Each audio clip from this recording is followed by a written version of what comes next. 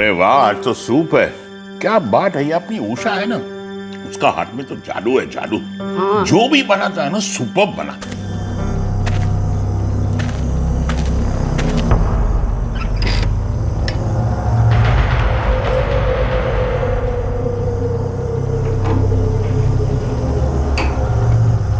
सायरा बोल रही थी कि बच्चों को छुट्टियों में भेजेगी। अरे वाह, गुड न्यूज। तो एक काम करो, वो केबल वाला को बोल रहे हो कि कार्टून वार्टून टीवी पे चालू कर देवे, और हाँ, इंटरनेट भी चालू करा दो। हाँ, जब आएंगे तब देखेंगे। वो केबल वाला को तू जानती है ना, आज बोलेगी तो 6 दिन बाद लगाएगा। नहीं, तू फोन कर ही निकाले। हाँ, कर दूंगी। लाइट को क्या हुआ? जरा जानी जानी, जरा फ्यूज बॉक्स जॉनी। તમે શાંતિ રાખો ની, આવી જશે।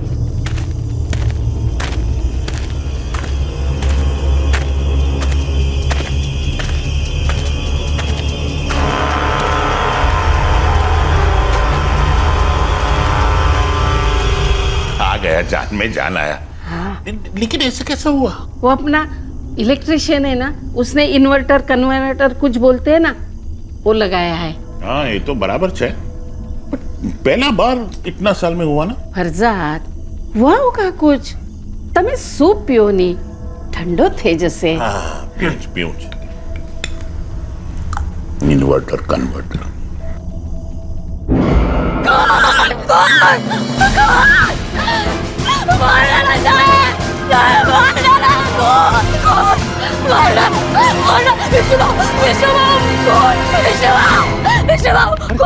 क्या हुआ उषा, क्या हुआ? क्या मेम साहब का खून हो गया है। खून हो गया? अरे वो फरजाद भाई कहाँ है? वो दिख नहीं रहे विष्णु बाबू। और मेलिसा ताई, वो किधर है? वो रसोई के पीछे बाहर। ठीक है, मैं देखता हूँ।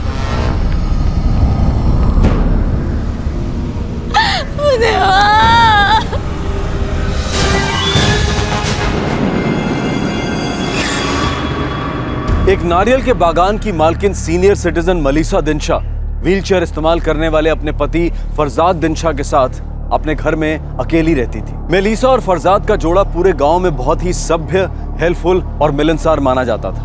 और अब किसी ने मेलिसा की निर्दयी हत्या कर दी थी। इस हत्या का कारण क्या था और मेलिसा का पति फरजाद कहां था?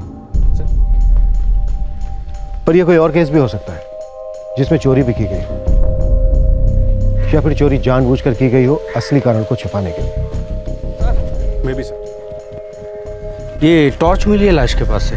इसे फिंगरप्रिंट्स के लिए भेज दो। जी सर। प्रकाश,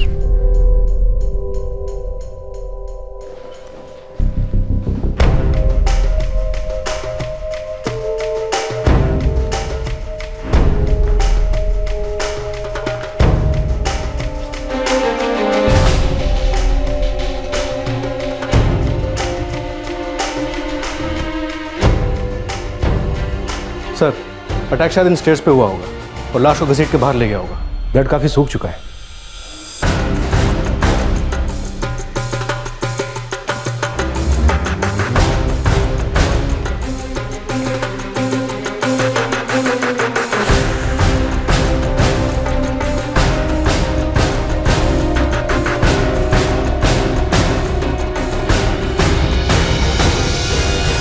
इनकी मेड उषा का कहना है कि यहाँ के मालिक विक्टिम मेलिसा के हस्बैंड फरजाद कहीं दिखाई नहीं दे रहे। साहब, दूसरी लाश मिल गई। कहाँ?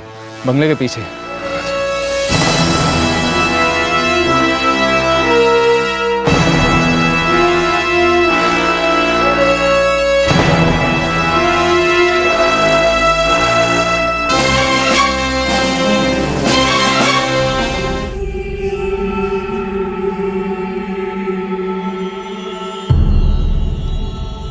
वो उठाना।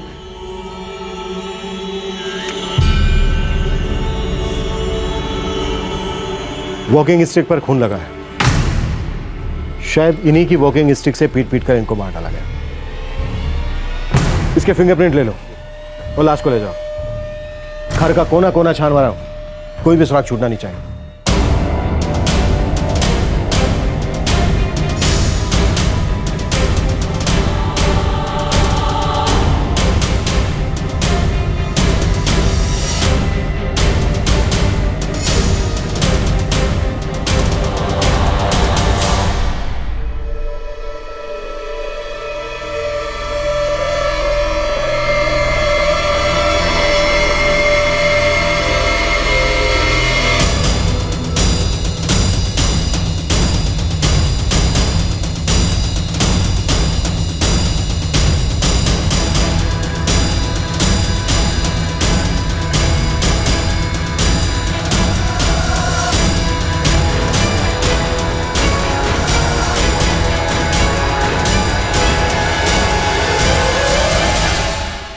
सर, मोबाइल का चार्जर है, टूटा हुआ सिम है, लेकिन मोबाइल फ़ोन नहीं है। अटैकर ले गया होगा, यहीं सिम कार्ड चेंज किया और शायद फ़ोन भी यहीं से गया हो। सर, मैंने मेलिसा और फरजाद के दामाद सोहराब से बात की। उसका कहना है कि मेलिसा अपने ज़्यादातर गहने बैंक के लॉकर में रखती थी। घर में कैश था? सर, 2-3 दिन पहले नारियल की खेती की इंस्टॉलमेंट आई थी, कैश 45,000 रुपये, जो इसी लॉकर में रखी थी। इनसाइड जॉब लगता है सर। खुलेगा, धीरे धीरे सारा पिटारा खुलेगा।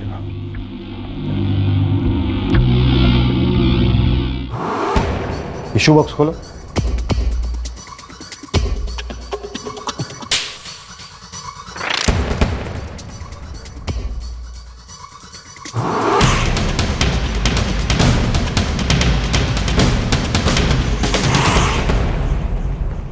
सर, लगता है फरजाद दिन शाह यहाँ बैठ के खाना खा रहे थे और ड्रिंक्स पी रहे थे जब खूनी उनकी बीवी मेलिसा को बाहर से मार के यहाँ अंदर आया, फरजाद को यहाँ मारा और उनकी बॉडी को उस रूम के बाहर फेंक दिया।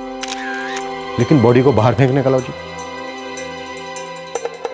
फरजाद यहां बैठकर ड्रिंक कर रहे थे, खाना खा रहे थे, तो फिर खूनी उन्हें यहां मारकर यहीं छोड़ दिया।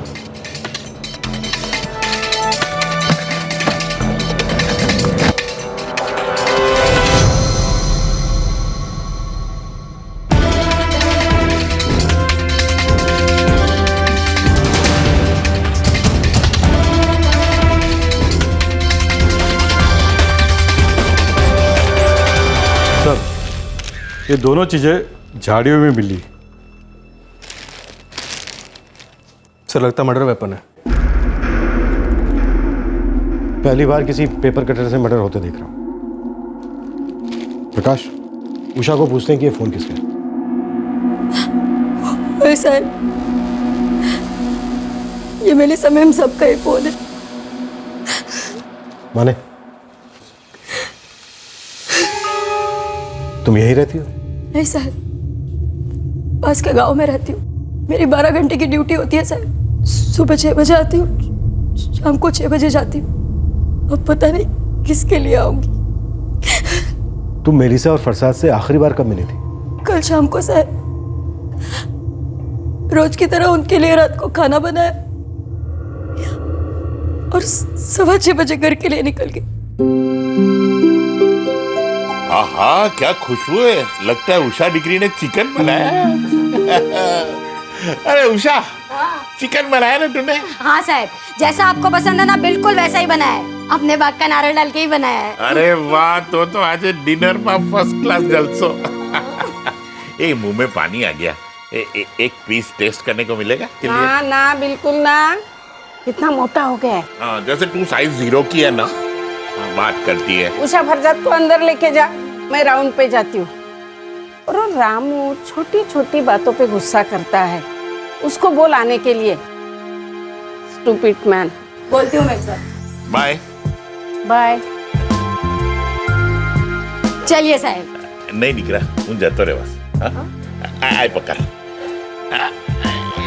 ये मेलिसा भी दिल की बहुत अच्छी है। चलिए साहब। जाऊंगा।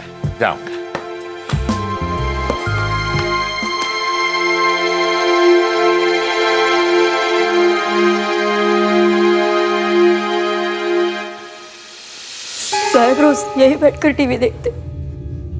मेम साहब पीछे बागीचे में चक्कर लगा कर आती, फिर दोनों खाना खाते। फिर सायरा दीदी मुंबई से फोन करती थी, उनसे बात होती और सो जाते। तुम्हारी मैम साहब रोज वॉक पे जाती थी? दर रोज साहब पीछे बाग के चक्कर लगाने जाती थी। कमर टूटने से पहले साहब पे जाते थे। कमर कैसे टूटी थी? नहाते वक्त गिर गए थे।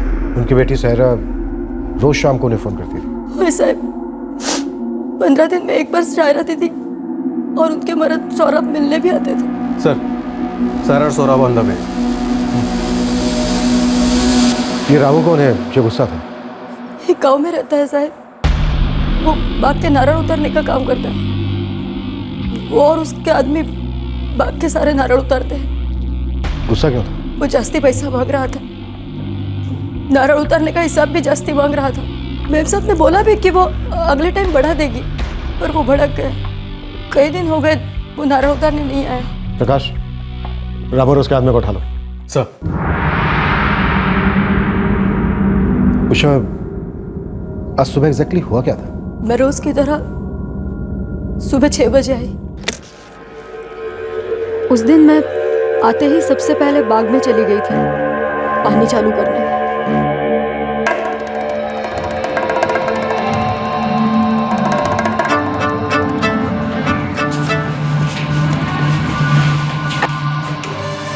मैडम सेठ, ये दूध वाला कितना सुधरेगा नहीं। इसको 100 बार बोला है चिल्लाने का नहीं सुबह सुबह, फिर भी मानता नहीं है। मनीषा मैडम, दिनसा सेठ। दीवा हनक्के किसना 1000 बार बोला है लेकिन इसको समझ में ही नहीं आता है, पागल कहीं का। मैडम, अरे दिनसा सेठ। किसना, चुप चुप बैठ। अरे चुप ना, अक्कल है कि नहीं? पता है ना साहिब और मेम साहिब सोए होंगे। उसे आले पकड़, तुम्हारे जैसे एक घर का गुलाम नहीं हूँ हम।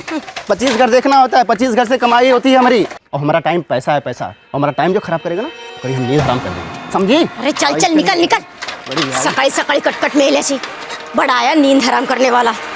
तेरी तो ना चर्बी उतारनी पड़ेगी अभी। हाँ, मेरे पास भी एक चाबी होती है, मैं दरवाजा खोलकर अंदर गई हमेशा की तरह। रोज सुबह की खटखट हो। मेम साहब को उठने दो, इस किस्ना के बारे में आज फैसला लेना ही पड़ेगा। मैं सोच रही थी कि इतनी सुबह सुबह कौन फोन कर रहा है। साहिब और मेम साहब के मोबाइल पे फोन क्यों नहीं कर रहा है? एक मिनट, मैं खुद फोन लेने जा ही रही थी कि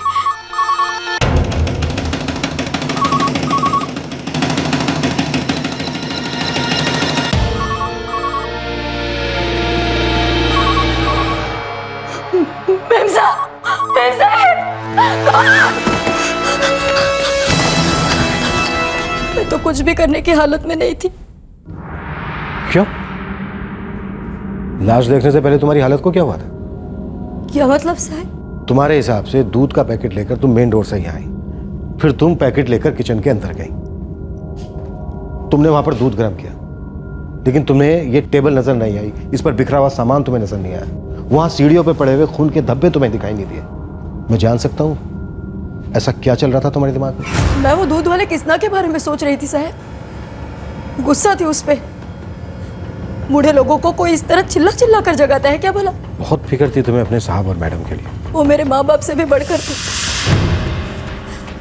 और उस किस्ना ने उनके बारे में बुरा बोला था। प्रकाश, उठा लो कृष्णा को। सर।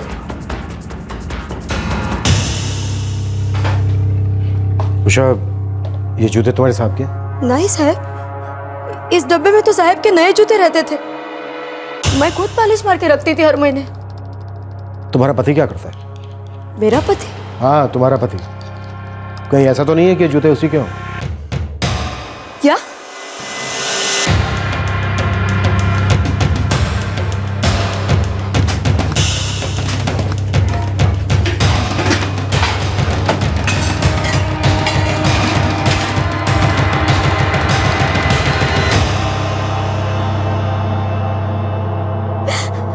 मेरे घर से एक भी चोरी का पैसा मिला ना साहब, तो मैं जलते हुए कोयले पे चलूंगी, जान दे दूंगी अपनी। अरे मेरे माँ बाप जैसे। तू चुप कर, नौटंकी बंद करा। तू उनकी सगी बेटी होती ना, तब भी तेरे पे शक जाता। ये मर्डर का केस है, मर्डर का, सब पे डाउट जाता है।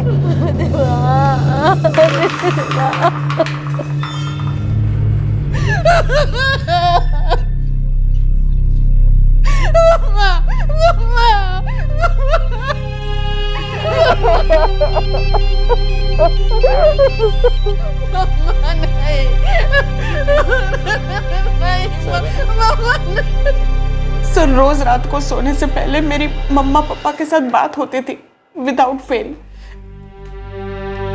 कल मम्मा का फोन नहीं आया तो मैंने ट्राई किया, तो उनका सेल फोन और उनकी लैंडलाइन कॉन्स्टेंटली बज रही थी, और पापा का सेल फोन स्विच ऑफ आ रहा था। शायद उनका सेल फोन अटैकर ले गया। आपको कैसे पता एक ही अटैकर था? गैंग भी हो सकता है, या फिर और लोग भी हो सकते हैं। आई मीन और लोग भी हो सकते हैं, राइट? होने को तो बहुत कुछ हो सकता है मिस्टर सौरभ श्रॉफ। वैसे आप करते क्या हैं? जी, मेरी अपनी कंस्ट्रक्शन कंपनी है। आप अकेली संतान हैं सायरा जी? जी, इनफैक्ट मैं मम्मा पापा को हमेशा से कहती थी कि बहुत हो गया ये कोकोनट प्लांटेशन, अब सब कुछ बेच के आप हमारे पास मुंबई आ जाइए। पर वो सुनते ही नहीं थे। इतनी बड़ी जमीन थी, बेचते तो बहुत अच्छी कीमत मिलती। आई थिंक आप बेहतर समझ सकते हैं, बिल्डर है नहीं? वैसे भी इलाके में आजकल बहुत सारे पुराने फार्म हाउस बेचे जा रहे हैं बिल्डर्स को। सर मम्मी पापा बेचना नहीं चाहते थे और हम उनकी विशेष की रिस्पेक्ट करते थे। श्रोफ साहब कोई और था जो उनकी विशेष की रिस्पेक्ट नहीं करता था। आई मीन वो जमीन खरीदना चाहता था। जी नहीं, कोई फैमिली दुश्मनी, पर्सनल दुश्मनी या ऐसा ही कुछ और? जी नहीं। सायरा जी, आपको किसी पर शक है? जी नहीं सर, मेरे मम्मा पापा की किसी के साथ दुश्मनी नहीं थी। वो लोग तो उस गांव में पिछले 50 सालों से रह रहे थे। इनफैक्ट सब लोगों की मदद करते थे वो। सायरा जी, आपको हमारे साथ क्राइम स्पॉट पर आना होगा और बताना होगा कि क्या क्या चोरी हुआ, ताकि हम केस दर्ज करके तुरंत तहकीकात शुरू कर सकें और पता लगा सकें कि आपके पेरेंट्स की हत्या किसी एक आदमी ने की है, कि किसी गैंग का काम है, या फिर मामला कुछ और ही है।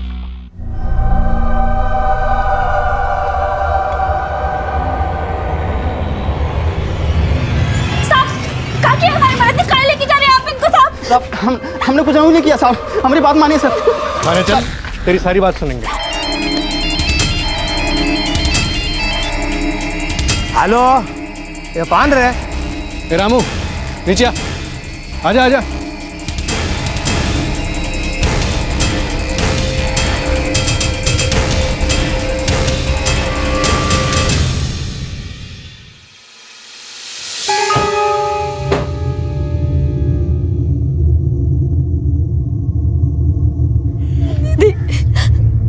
दीदी मैं कुछ नहीं कर पाई। साहब और मैम साहब गए दीदी,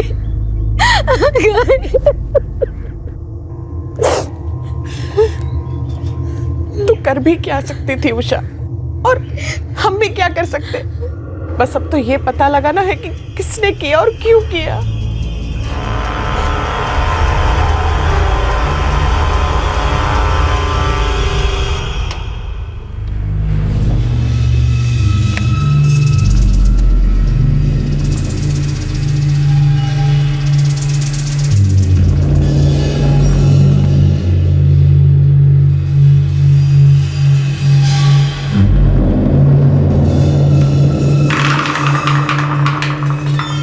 इसमें क्या ढूंढ रहे हैं? मम्मा तिजोरी की चाबी हमेशा इसी में रखती थी, है ना उषा?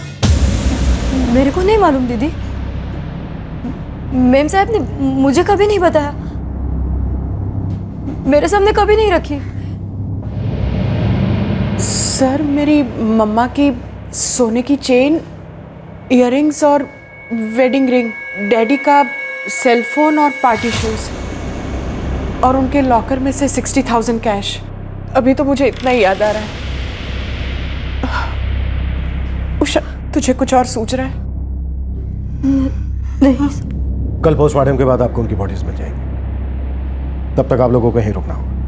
मैं रुक सकूंगी, मेरे हस्बैंड को जाना होगा। बहुत बिजी रहते हैं सर, उनके बिजनेस में आजकल थोड़ी टेंशन चल रही है, इसलिए वो थोड़े डिस्टर्ब हैं। इसका मतलब ये नहीं कि वो केयर नहीं करते। आप प्लीज उन पर शक मत कीजिए। जब तक मैं असली खूनी को या फिर खूनियों को कोर्ट में पेश नहीं कर देता, तब तक मैं सब पर शक करूंगा, जहां तक कि आप पर भी। अरे नहीं नहीं साहब। क्यों नहीं? तू कह रहा है कि रात भर तू अपने घर पर था, तो तेरी बीवी को बुलाकर पूछते हैं कि तू रात भर घर पर था कि नहीं? साहब हम अपने घर पर नहीं था, किसी और के घर पर था। अब आप समझ लिए साहब, हमने बीवी से कहा कि दोस्तों के साथ था रात भर। और सुबह आकर दूसरों की नींद हराम करने की धमकी देता है। बड़ा गुस्सा था तुझे मेलिसा और फरजाद पर? अरे नहीं साहब, उस सुबह हमारा पारा चढ़ा हुआ था। सुबह ही हमारी गर्लफ्रेंड के साथ झगड़ा हो गया था और दूध देने में हमें देरी हो रही थी। अब साहब हमारा दिनशा साहब के साथ कौन दुश्मनी है इससे। चल अपनी गर्लफ्रेंड का नाम और नंबर लिख, और जब भी तुझे बुलाएंगे आना पड़ेगा। नाम और नंबर लिख दे। हम ना तेरी बीवी को बताएंगे ना उसके पति को। कोई शौक नहीं है हमें लोगों के घर तोड़ने का। लिख। नेक्स्ट।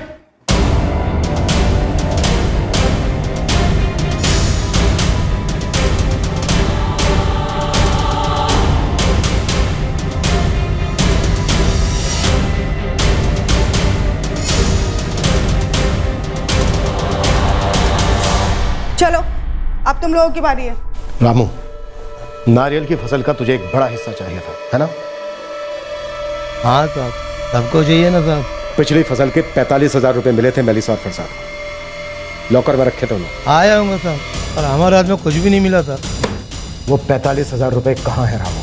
साहब, आपको क्या लगता है कि माई और मेरा आदमी लोग ने मिल के देशू मैडम और साहब का मर्डर किया और पैसा चुराया? मेलिसा के गले की चैन भी चुराई, उनके कान और एक उंगली भी काटी जेवर के लिए। नहीं साहब, 3 दिन पहले मैं और मेरा आदमी लोग हम लोग जाके बॉम्बे में बोरल पार्क में जाके नारियल निकाला। साहब, तुम वहाँ का मैनेजर को फ़ोन करके पूछो तो। हम सुबह 5 बजे वहाँ से आया।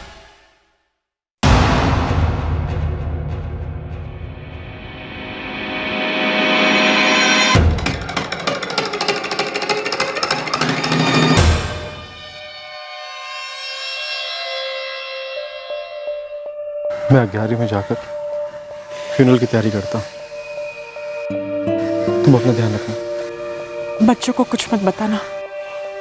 अब तक तो प्रेस में सब कुछ छप चुका होगा, उन्हें पता भी लग गया होगा, पढ़ लिया होगा उन्होंने सब कुछ। तुम अपना ध्यान रखना, मैं वहाँ जाके इन्फॉर्म करता हूँ, ठीक है?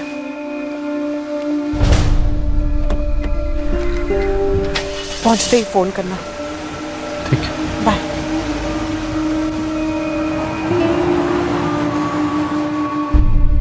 इन्वेस्टिगेशन का बागान बड़ा था और खाली था।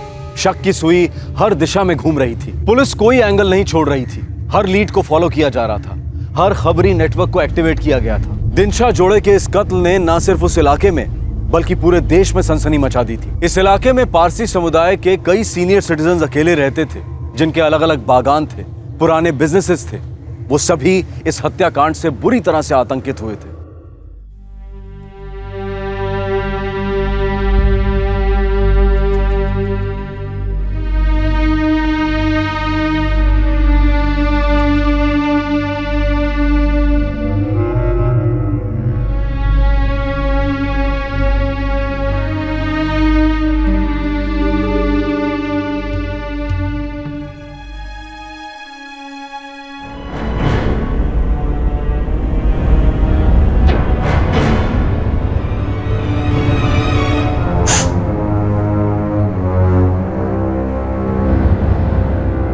क्या हुआ दीदी?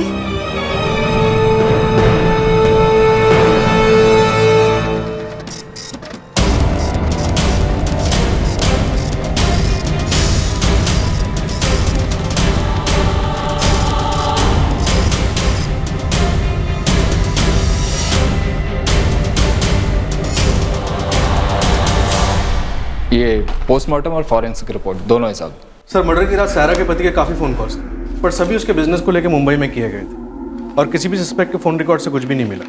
हाँ, फरजाद के फ़ोन को ट्रैकिंग पे डाल दिया है। पोस्टमार्टम रिपोर्ट भी लगभग वही कहती है जो हमने सोचा था। मेलिसा की मौत शाम को लगभग 7 बजे गला कटने की वजह से हुई। फिर सीधे 7:30 बजे फरजाद को उन्हीं की वॉकिंग स्टिक से पीट कर मार दिया गया। मौत का कारण सर पर चोट। सर, पोस्टमार्टम रिपोर्ट भी किसी तरफ इशारा नहीं कर रही। मर्डर वेपन पर, खाने की प्लेट पर, वाइन के ग्लास पर, वॉकिंग स्टिक पर, हर जगह एक ही आदमी के फिंगरप्रिंट्स हैं जो हमारे किसी भी सस्पेक्ट से मैच नहीं करते। प्रकाश, किलर कोई एक ही आदमी है।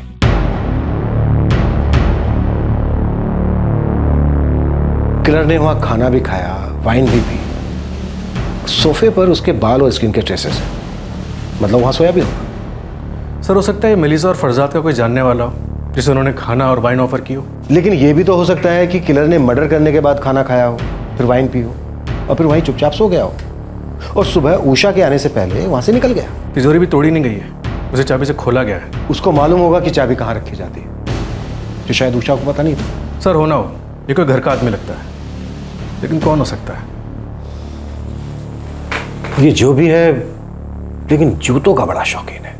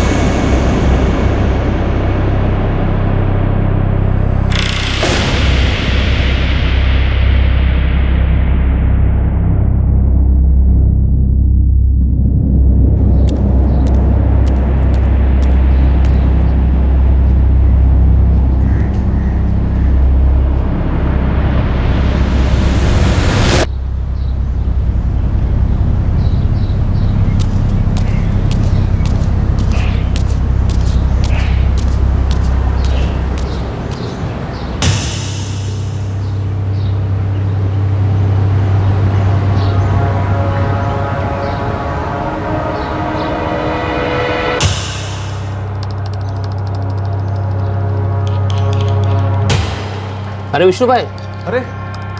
अरे विशाल कैसा है तू? मजेत? हाँ एकदम मजेत। पर वो दिनशा बंगले का सुनकर 2 दिन से अजीब सा लग रहा है। बहुत बुरा वो लोग के साथ। मैंने ही पुलिस को फोन किया। विष्णु भाई आप मुझे पुलिस के पास लेके जा सकते हो? क्यों रे, तेरे को कुछ मालूम है इस केस के बारे में? हाँ शायद। अरे बोल ना, बोल, डर मत, बोल।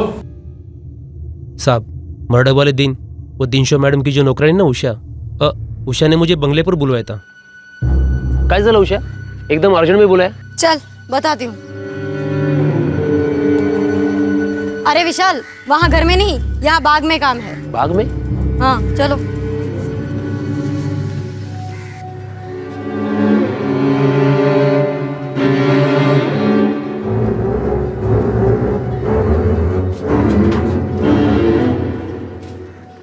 कल रात अचानक पावर गायब हुई। अच्छा हुआ दिकरा तुमने इन्वर्टर कन्वर्टर बिठाया था, तुरंत पावर आ गई। मैडम जी आपका पावर ऑफ नहीं हुआ था, ऑफ कराया गया था। ये देखिए मैडम, ये वायर काटी यहाँ से किसी ने। क्या बात करता है, कौन काटेगा? ये तो मुझे मालूम नहीं, लेकिन ये यहाँ से किसी ने ऐसी वायर काटी है। पर विशाल यहाँ पर आकर वायर वायर कौन काटेगा अभी? अरे उषा, गांव का कोई शरारती बच्चा होगा। लेकिन विशाल जल्दी जल्दी करना। हाँ मैडम जी थोड़ा टाइम तो लगेगा। ठीक है, लेकिन जल्दी करना।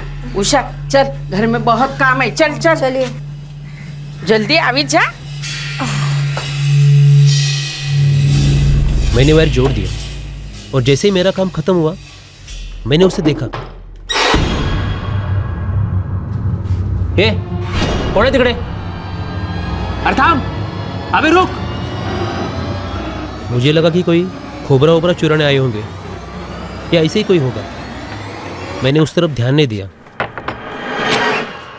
हमारे स्केच आर्टिस्ट को उसका हुलिया बता पाओगे? हाँ सर, ट्राई करूंगा। फाइनली पुलिस को एक लीड मिली थी। इस बात का अंदेशा हुआ था कि इस मर्डर और चोरी की प्लानिंग पहले से की गई थी। यह बात बिल्कुल साफ थी कि हत्यारे को पहले से पता था कि घर का इलेक्ट्रिक बॉक्स कहां पर है, जैसे कि उसे यह पता था कि तिजोरी की चाबी कहां पर थी। कौन था यह हत्यारा जिसे जूतों का शौक था, और क्या थी इस हत्याकांड की असली कहानी?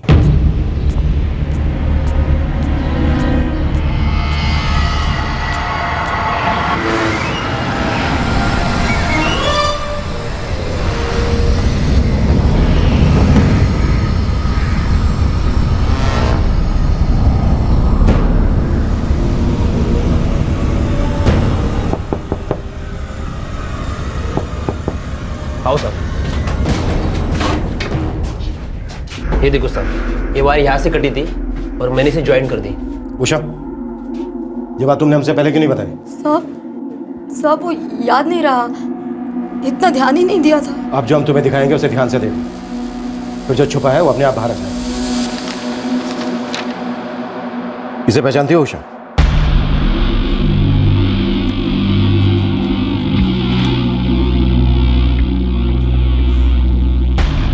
मेरे को नहीं मालूम साहब। ध्यान से देखो, शायद कुछ याद आ जाए। नहीं साहब, मैंने इसे पहले कभी नहीं देखा। मैंने शायद इसे देखा इंस्पेक्टर। ये चेहरे पर निशान, ये वही है।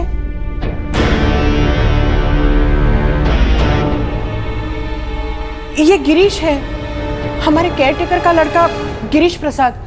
उषा के यहाँ आने से पहले हमारे केयरटेकर हरि प्रसाद हुआ करते थे। ये गिरीश उन्हीं का लड़का है। उषा को यहाँ 14 साल होने को आया ना?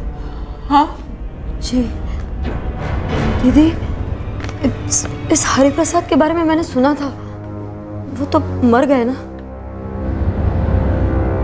इस गिरीश ने ही उन्हें मार डाला समझो। रोज रोज समझाते समझाते थक गया हूँ, लेकिन समझने का नाम ही नहीं ले रहा है। ऐसा क्यों करता है रे तू? अरे नहीं तेरे नाम शुगर वाली जैसे। अच्छा बेटा रूसी का पप्पा क्या बोला तेरे को? एक ही बात समझाते समझाते थक गया हूँ। चल चल। हरि प्रसाद क्या हुआ इसको? मैडम इसका कुछ नहीं हो सकता। आप इसे स्कूल में पढ़ाती हैं ताकि ये जानवर से इंसान बन जाए, और ये वहाँ सबको शैतान बनाने पे तुला है। अरे एक मिनट हरी, इतना बच्चे को मारता है? हाँ, इसने किया क्या है? अच्छा तू रहने दे। दिखा तू बताओ क्या किया है तूने? साहब 4 दिन से स्कूल नहीं गया ये। क्यों? गिरीश आइए क्या?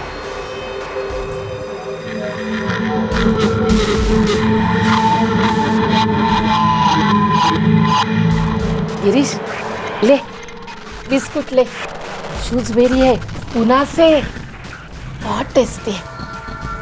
अब बता स्कूल क्यों नहीं गया?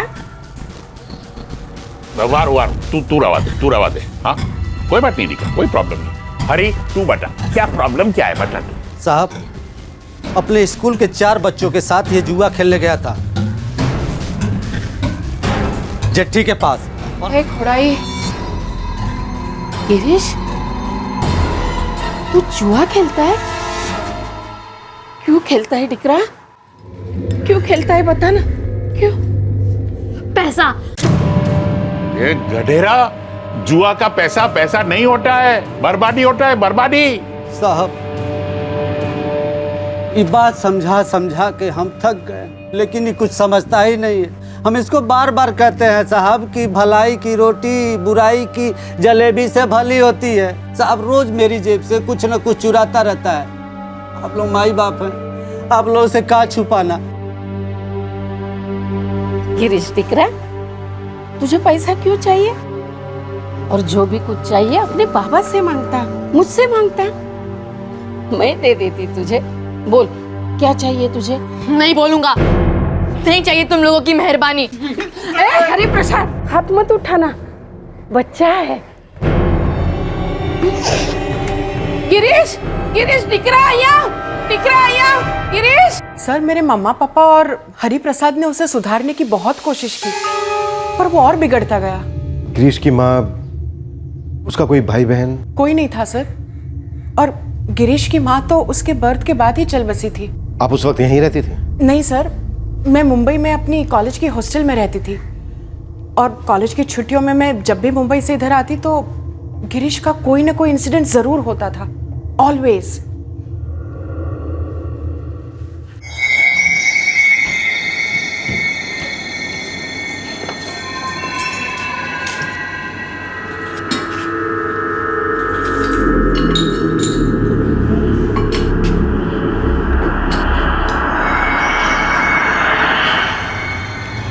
कुछ दिखाना है, अंदर आओ नहीं तू। मम्मा अंदर आओ नहीं, दिखाना है, आओ अंदर आओ नहीं।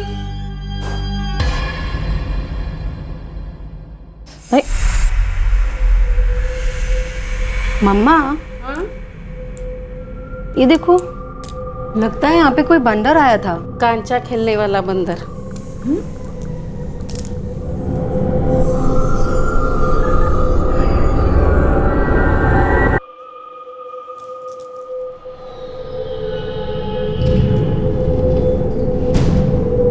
दूध के लिए 10 रुपए रखे थे, वो भी लेके गया।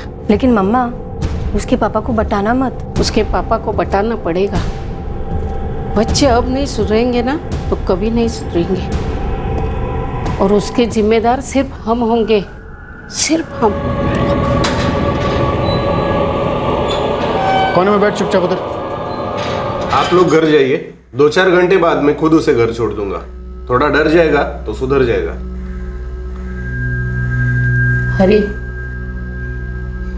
मुझे नहीं लगता ये आइडिया अच्छा है। मैडम लातों के भूत बातों से नहीं मानते। वो मेरा बेटा है, मेरा सब कुछ है, लेकिन गलत रास्ता पकड़ लिया है।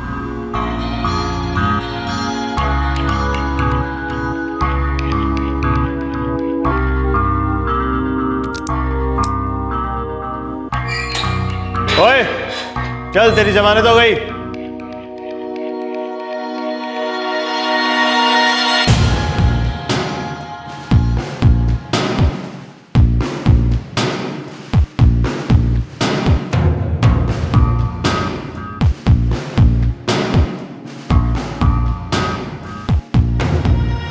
उन दिनों मेरी शादी की तैयारियां हो रही थी और गिरीश ने 1000 रुपए चुराए थे। हरी ने खुद परेशान होकर उसे पकड़वाया था, पर मम्मा ने बेल करवा दी, और दूसरे ही दिन गिरीश ने घर से 2000 रुपए अलमारी खोलकर चुराए।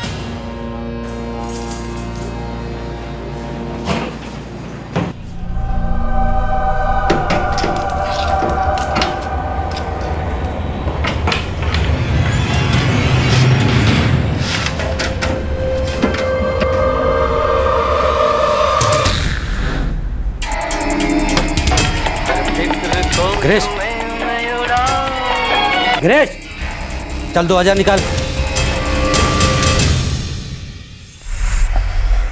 कौन से 2000? जो हमारे लॉकर में थे। मैडम आप हर चीज का इल्जाम ना मुझ पर मत ही लगाओ। और कोई नहीं मिला क्या आपको बकरा बनाने के लिए? बकरा तो तुम्हें शैतान बना रहा है, हर पल दिल दिमाग में गंदगी भर रहा है। आपका दिल साफ है ना? मुबारक हो आपको, सोने दो ना मेरे को। 1 महीना जेल में बिठाए, चैन नहीं मिला आपको? गिरीश! अरे हाथ नहीं उठाना। हरि प्रसाद,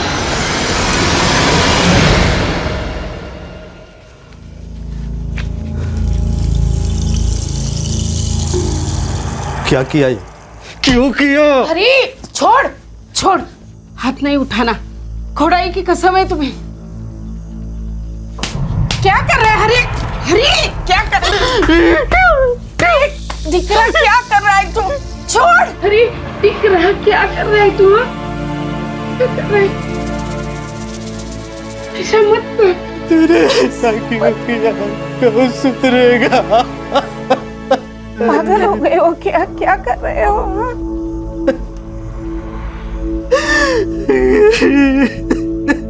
हरिप्रसाद का घाव तो भर चुका था, पर वो पूरी तरह से टूट गया था। उसने गिरीश को घर से निकाल दिया।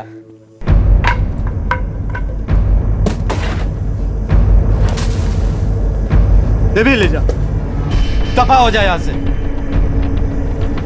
और चला, कभी भी गलती से भी तुम्हें ईमानदारी का रोग लगे ना, चले आना मेरे पास, बैठा के इलाज करूंगा तेरा। अभी दफा हो जा। अपना बेईमान चेहरा कभी मुझे मत दिखाना, समझ लेना। तूने जीते जी अपने बाप को मार डाला। और डालो।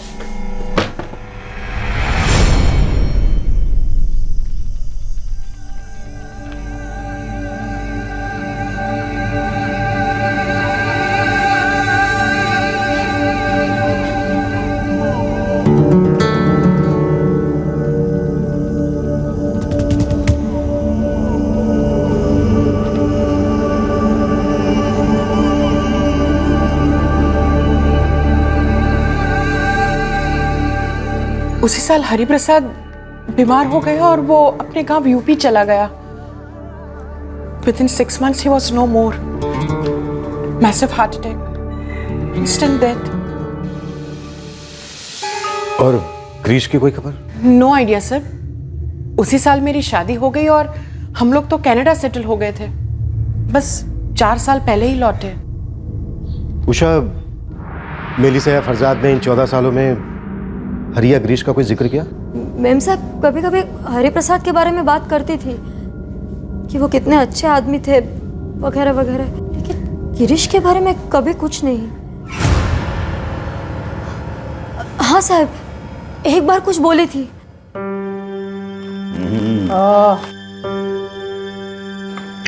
वाह, प्रॉन्स करी बनाई, बहुत अच्छी। लेकिन बहुत ज्यादा बनाया निकरा, इतना हम खा नहीं पाएगा। तुम एक काम करना, जितना बचे ना घर लेके जाना बच्चा लोग के लिए। अरे नको साहब, रोज रोज लाड करूंगी ना तो बिगड़ जाएंगे। अरे उषा, बच्चों को प्यार से बिगाड़ना चाहिए। स्टिक ठोकर सुधारने बैठे ना तो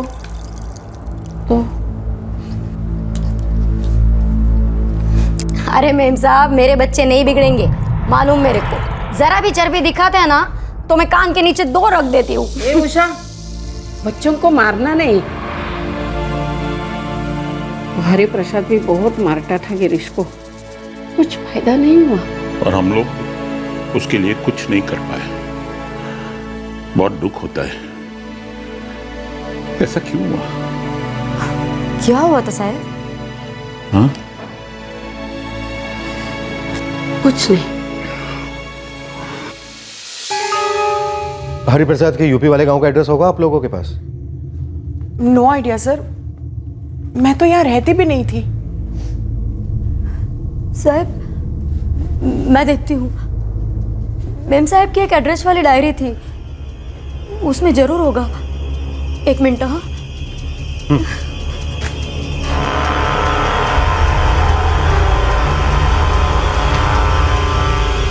मिल गया। पर sir what is the point?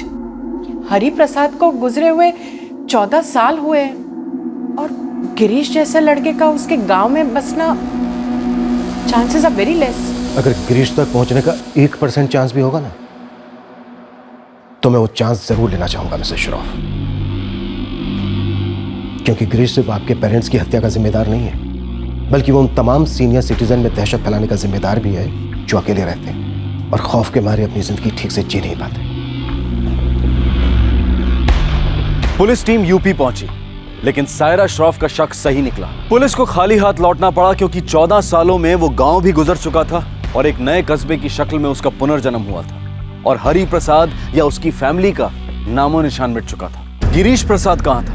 क्या 14 सालों में उसका भी नया जन्म हुआ था? पुलिस को पक्का यकीन था कि ये चोरी और डबल मर्डर गिरीश प्रसाद ने किया है, लेकिन जैसे जैसे तहकीकात आगे बढ़ी, ऐसा लग रहा था कि गिरीश प्रसाद का भी नामो निशान मिट चुका है। सर, फरजाद दिनशा के फोन का IMEI नंबर ट्रैक हो गया है। वडोदरा गुजरात लोकेशन दिखा रहा है। सेल नंबर ट्रैक हुआ? सर, पिछले 5 दिनों में 4 बार ये नंबर चेंज हो चुका है, लेकिन नाम और एड्रेस एक ही दिखा रहा है, श्रीमित ढेडिया। नाम और एड्रेस दोनों नकली है? Yes sir. एक ऑप्शन है, थोड़ा लंबा है लेकिन ट्राई कर सकते हैं। क्यों ना हम वडोदरा जाकर हर नंबर के कॉल रिकॉर्ड्स निकलवाएं और हर नंबर को ट्रैकिंग पे डाल दें, शायद कुछ हाथ लग जाए। एक शॉर्टकट है, तो कहाँ पर ट्राई करते हैं? क्या सर? कत्ल की रात किलर ने फरजाद के सेल फोन से उसका सिम कार्ड निकालकर तोड़कर फेंक दिया था, तो जाहिर सी बात है उस फोन में उसने अपना सिम कार्ड डाला हो सकता है। कत्ल की रात किलर ने वहां काफी समय बिताया, खाना खाया, वाइन पी, तो शायद टीवी भी देखा, और हो सकता है इस दौरान उसने कोई फोन भी किया।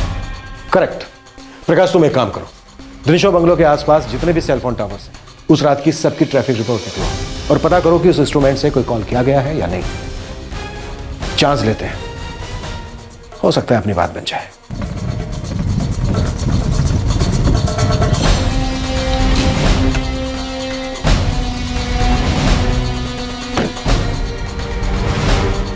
हाय सारा, कैसे हो तुम? खूनी का कुछ पता लगा? Any new development? Police Girish तक पहुंचने की पूरी कोशिश कर रही है। आई एम श्योर वो उसे पकड़ लेगी। और वो श्योर है कि गिरीश ने ही की है? कोई और गैंग तो नहीं है? उनका तो पता नहीं, but I am very sure. मुझे उस लड़के की आंखें याद है, क्रेजी।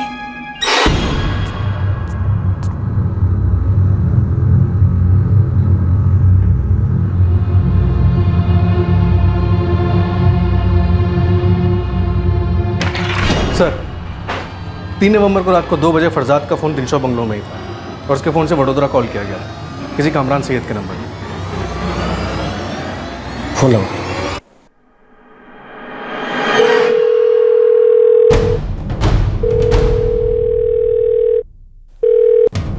कामरान सैयद बोलो छू, तमे कौन? कामरान पुलिस इंस्पेक्टर विश्वास दलवी बोल रहा हूँ, महाराष्ट्र पुलिस से। पुलिस? क्या बात है साहब? कामरान, 3 नवंबर की सुबह लगभग 2 बजे तुम्हें कोई कॉल आया था? मतलब रात को 2 बजे? 3 नवंबर को मेरे जीजा का फोन आया था साहब। रात के 2 बजे ऐसी कौन सी अर्जेंट बात करनी? बच्ची की तबीयत की बात अर्जेंट ही होती है ना साहब। क्या मतलब? वो साहब, मेरी बहन की एक बच्ची है साहब, राबिया, उसका फिसलकर पैर टूट गया साहब। डॉक्टर बोला तगड़ा खर्चा आएगा, तो अपना जीजा अपने को फ़ोन किया और बोला कि पैसों का इंतजाम हो गया है। बस इतनी सी बात थी? हाँ साहब। कामरान, वैसे तुम्हारे जीजा करते क्या? मारूफ भाई फैक्ट्री में काम करते हैं साहब। क्या नाम बताया जीजा का? मारूफ हैदर। क्या बात है साहब? कामरान, अपने जीजा का एड्रेस बोल, और गलती से भी अपने जीजा को यह मत बोलना कि मैंने कॉल किया था। अगर तू बोला तो समझ ले तू मरेगा। चल एड्रेस बोल। 16/25 5 मोहल्ला, तीसरी गली के बगल वाली छोटी गली। सर, अब तक हम गिरीश प्रसाद को पकड़कर चल रहे थे, लेकिन ये मारूफ हैदर कौन है? कहीं गिरीश का कोई साथीदार तो नहीं? अगर 2 आदमी होते तो कम से कम 2 आदमी होने का एक सुराग तो मिलता। फिंगरप्रिंट्स, बाकी सब कुछ एक ही सस्पेक्ट होने का इशारा करता है, और वो है गिरीश प्रसाद। मारूफ से मिलने के बाद ही पता चलेगा कि असल माजरा क्या है। सुबह नाश्ता नहीं किया और अब कहती है रोटियां भी नहीं चाहिए, और आप इसके लिए जलेबियां ले आए। और लाड करो शहजादी का मारूफ मियाँ।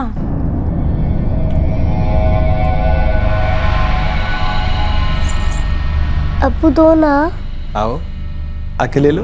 गिर जाऊंगी ना अब्बू। नहीं गिरोगे बेटा, डॉक्टर अंकल ने क्या कहा था, जितना चलोगे आप उतनी जल्दी ठीक हो जाओगे। आओ आके ले लो, आ जाओ आ जाओ आ जाओ आ जाओ आ जाओ। राबिया ध्यान से। कौसर क्या कर रही हो, चलने दो उसे। पागल हो तुम, गिर गई तो इतना खर्चा करके ये चीज बिठाई है, लेने के देने पड़ जाएंगे। ये चीज इसीलिए बिठाई है कि वो चले, बैठे नहीं, नहीं गिरेगी।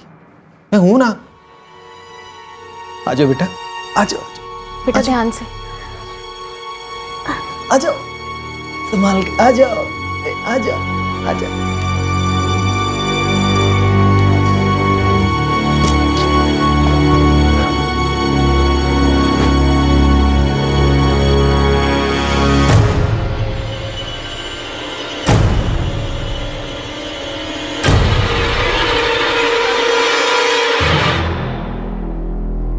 सब ये लगता तो मेरे जैसा मारूफ जैसा ही है, खासकर गाल पे निशान।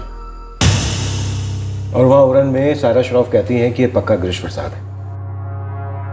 अच्छा, मारूफ हैदर का यहाँ कोई क्रिमिनल रिकॉर्ड है?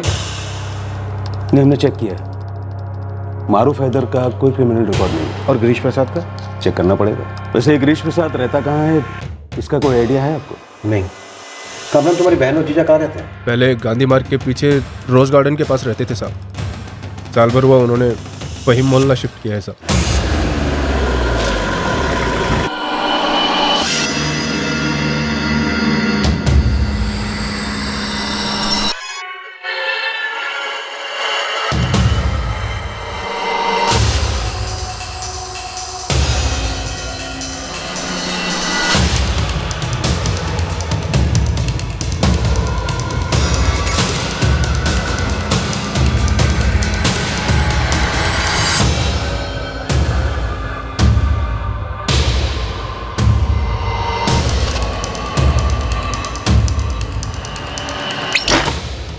अरे भाईजान सलाम। मारूफ भाई कहाँ है? वो तो बाहर गए हैं। क्यों, क्या हुआ?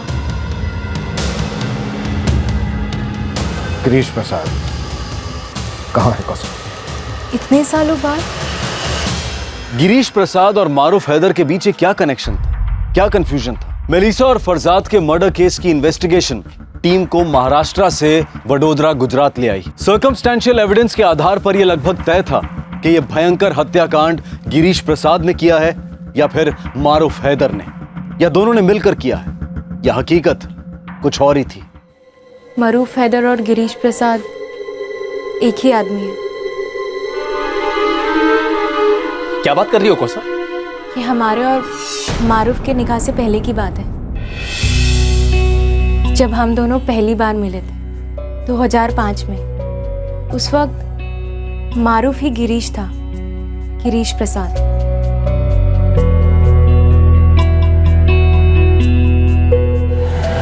गिरीश, हमारा कुछ नहीं होने वाला। ऐसा मत बोलो यार, हम दोनों मेहनत कर रहे हैं ना, आगे चल के हम लोग लोन ले लेंगे, खूब मेहनत करेंगे, अपनी दुकान बनाएंगे और अपने बच्चों को भी अपना काम सिखाएंगे। गिरीश, बच्चे निकाह के बाद होते हैं और हमारा निकाह कभी नहीं होगा। क्यों नहीं होगा? हमारे अब्बू और अम्मी हमारा निकाह कभी भी किसी गिरीश प्रसाद से नहीं होने देंगे। तो ठीक है, किसी गिरीश प्रसाद से शादी मत करना।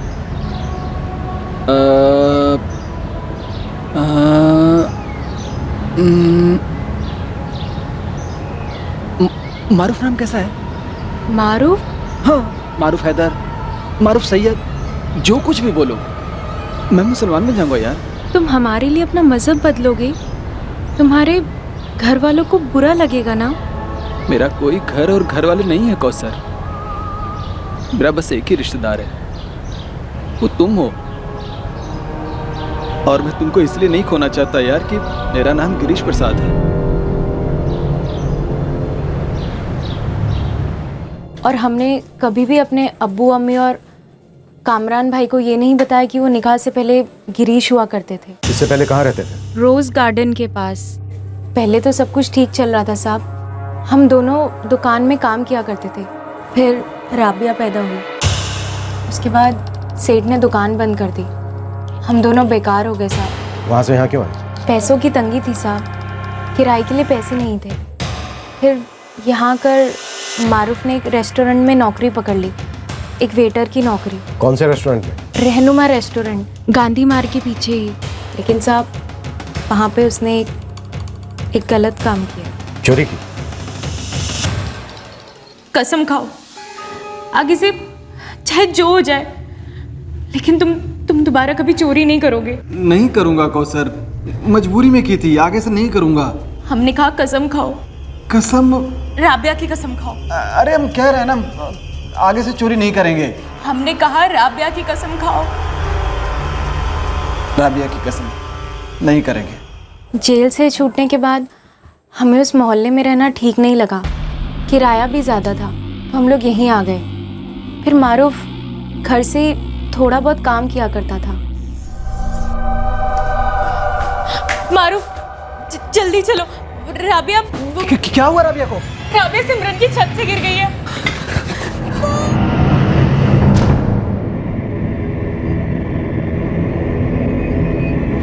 मारूफ सलीम भाई को तो पहले से 9,000 रुपये देने हैं, और अम्मी और अब्बू के ऐसे हालात नहीं कि मैं उनसे कुछ भी मांग सकूं। कामरान भाई 5,000 देने की बात कर रहे थे, लेकिन बाकी किसी से मांगने की ज़रूरत नहीं है, पैसे आ जाएंगे।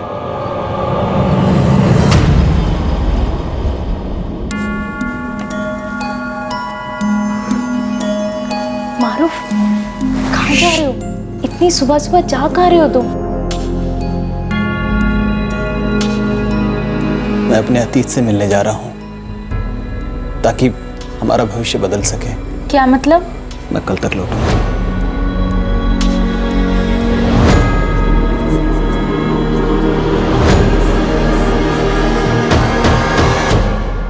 कब की बात है? साहब आज हो गया 10 नवंबर, और ये 29 अक्टूबर को अस्पताल से वापस आई थी। मारूफ 30 की सुबह निकला था और 3 तारीख को वापस आ गया था। कांड हुआ था 2 की रात को। कांड? कैसा कांड साहब? कामरान 3 की सुबह 2:15 बजे मारूफ ने तुम्हें कॉल किया था? जी किया था सर। मारूफ ने लौटने के बाद क्या किया? वो पैसे लेकर आया था और गहने भी।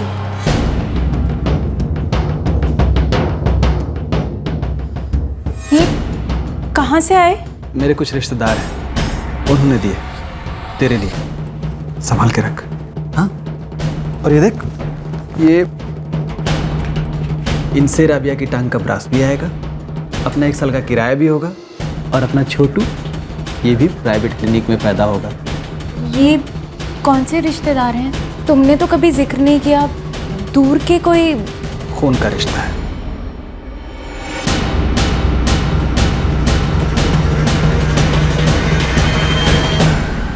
कौसर, मारूफ ने सारे रिश्तों का खून किया है। बाहर आओ, बता दो। नहीं साहब, आपको जो कहना है राबिया के सामने ही कहिए। आपके हाथ जोड़ती हूँ साहब, हमें सब सच सच बता दीजिए।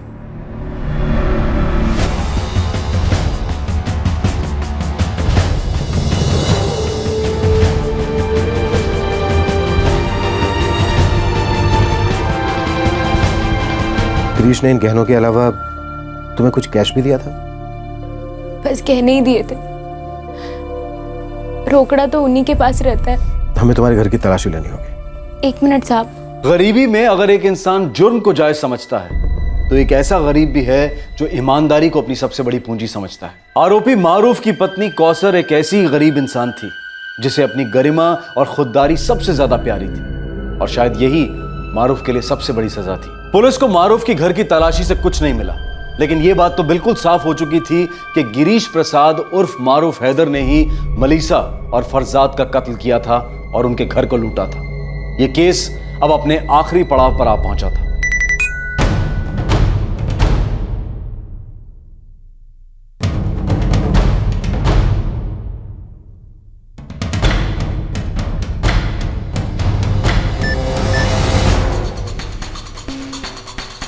सर, सारा का मैसेज। उसका कहना है कि गहने उसकी माँ के ही हैं और तस्वीर में वो आदमी भी गिरीश ही है। आपके जितने भी खबरी हैं सबको काम पर लगा दीजिए। ये मारूफ मुझे जल्द से जल्द चाहिए। जैसे आपका स्केच हमें मिला, हमने सारे खबरियों को काम पर लगा दिया है। बोलो राजपूत। ठीक है, लीजिए, आ गई गुड न्यूज।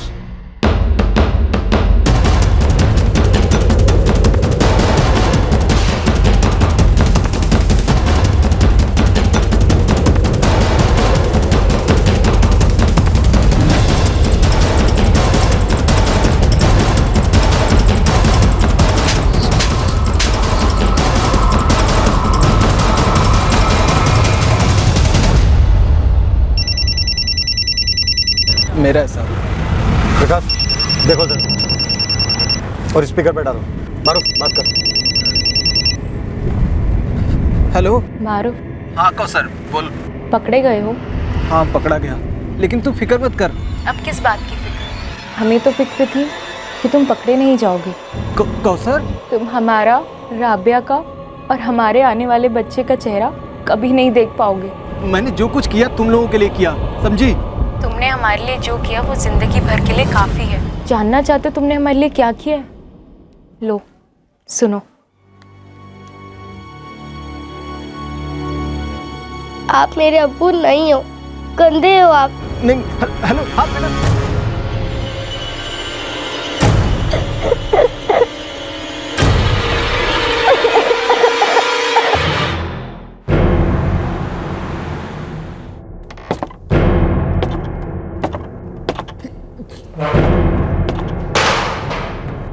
चल हो जा शुरू। अब जो भी सच है वो जल्दी से बता दे, नहीं तो तू खून के आंसू रोएगा, इस बात की मेरी गारंटी। साहब मैं खुद के लिए जिंदगी में बहुत लाचार हुआ था, राबिया के लिए नहीं होना चाहता था, इसलिए मैं यहां उड़न आया पूरे 14 साल के बाद। इन 14 सालों में तू पहले यहाँ कभी नहीं आया? नहीं आया साहब, लेकिन 14 साल तक उड़न मेरे अंदर था, वहां का बगान मेरे अंदर था, वहां की यादें मेरे अंदर थी। हर एक दिन, एक एक जगह, वहां का चप्पा चप्पा मुझे याद था।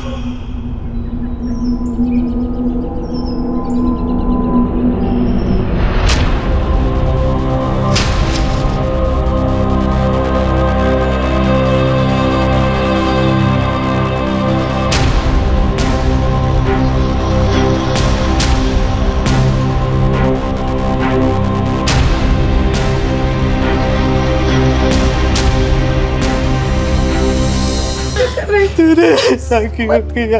कब सुधरेगा? साहब मेरा प्लान था कि मैं एक रात वहां छुप कर मुआयना करूंगा और फिर दूसरी रात को घर में जाकर पैसे लूटूंगा। मैडम ज्यादा बदली नहीं थी, उसके साथ शायद नौकरानी थी। पहले साहब हमेशा मैडम के साथ चलता था, मेरे को लगा शायद साहब बाहर गया है या फिर बीमार होएगा या शायद मर गया होएगा।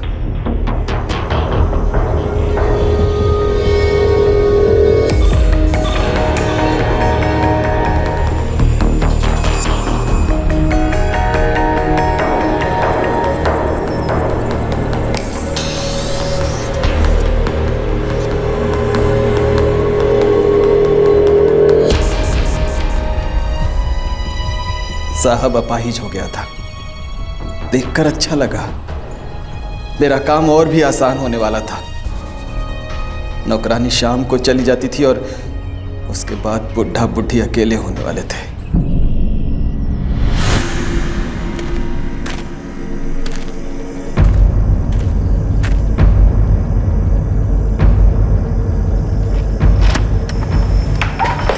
बचपन में कई बार इलेक्ट्रिक बॉक्स को खुला देखा था मैं, मेरे को मालूम था कौन सा तार काटने का है। लाइट को क्या हुआ? जरा जानी जरा फ्यूज बॉक्स जॉनी। मेरा प्लान था सीधे बेडरूम में जाऊंगा। मेरे को मालूम था मैडम चाबी किधर रखती है, खोल कर फटाफट जो मिलेगा ले लूंगा और भाग जाऊंगा।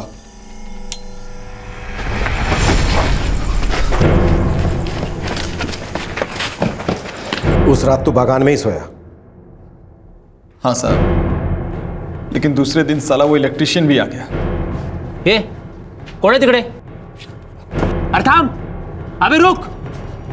फिर मैं सोचा लाइट वाइट गई तेल लेने, मैं सीधा अंदर घुस जाएगा और भिड़ जाएगा, जो होगा देखा जाएगा। तो तू उस रात वहां कत्ल करने के इरादे से ही गया था मारूफ? नहीं साहब, आप लोग यकीन करो या ना करो, उस वक्त मेरा मर्डर करने का कोई दिल नहीं था।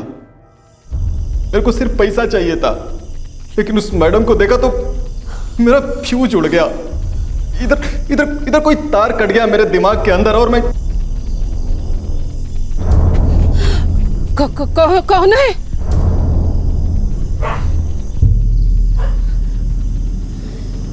गिरीश दिख रहा? गिरीश दिख रहा? किधर था इतने दिन तू? बोलना, किधर था इतने साल? चल अंदर चल, आजा आजा अंदर आजा। मैडम आप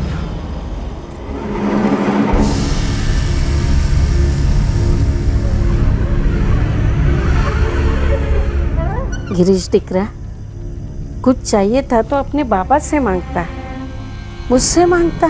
मांगना अच्छा नहीं लगता मुझे, गंदा लगता है। चोरी करना अच्छा लगता है? सिर्फ 10 रुपए चुराए थे मैंने। बेटा 10 रुपया हो या 1 रुपया हो, चोरी चोरी होती है। बोल, आइंदा से ऐसा काम नहीं करेगा? झूठ बोलना चोरी है? बिल्कुल। तो आप क्यों झूठ बोलती हो? बदतमीज। कोई झूठ सफेद झूठ होता है डिकरा, जिसमें किसी का नुकसान नहीं होता। मेरी चोरी भी सफेद चोरी थी, किसी को कोई नुकसान नहीं हुआ। असली चोर तो आप सभी अमीर लोग हो। बदतमीज। बोल, चोरी करेगा?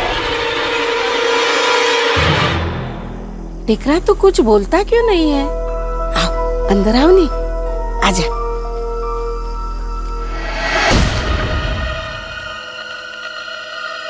अभी जा डिकरा, अभी जा, खुश हो जाएगा अंकल। अभी जा।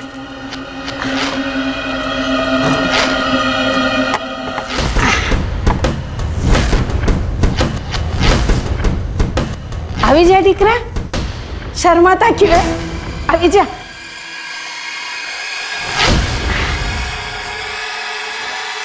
मैडम। क्या? मैडम का चेन, बाली और अंगूठी सब लूट लिया था मैं। अब घर लूटना था और साहब को जिंदा रखने का कोई मतलब ही नहीं था। हाँ बोल बेड़े। नाही काय चाललंय जेठालाल? काय विशेष नाही, तेज आपला गडे इलेक्ट्रॉनिक्स। जेठालाल मैं मजाक के मूड में बिल्कुल भी नहीं हुआ।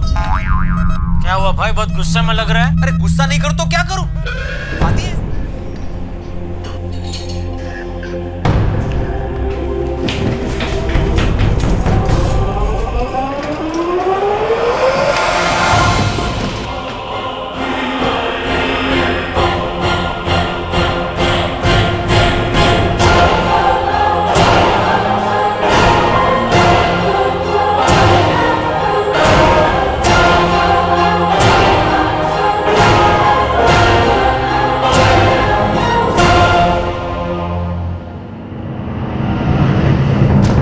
मेरे को लगा मेरा किस्मत मेरे को तोहफा दे रहा है साहब, एकदम स्पेशल तोहफा साहब।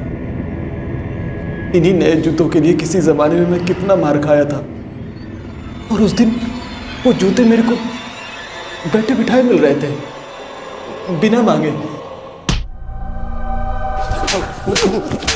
साहब तो बेचारे बूढ़े लोगों को मारकर तूने उन्हीं के घर में पार्टी बनाई?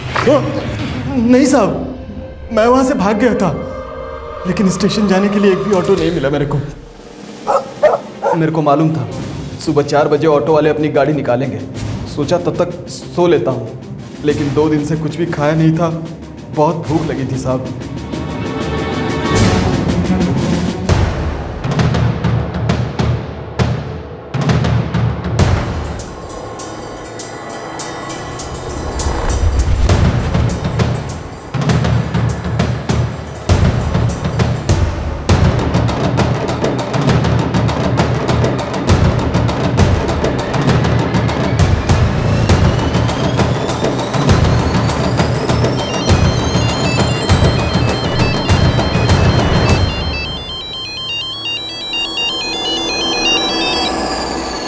सलाम वालेकुम मारू भाई। क्या बात है, इतनी रात के सब खैरियत से तो है? मैं तेरे को इसके लिए फ़ोन किया कि मैंने पैसे का इंतजाम कर लिया है। तेरे 5,000 की ज़रूरत नहीं है मेरे को।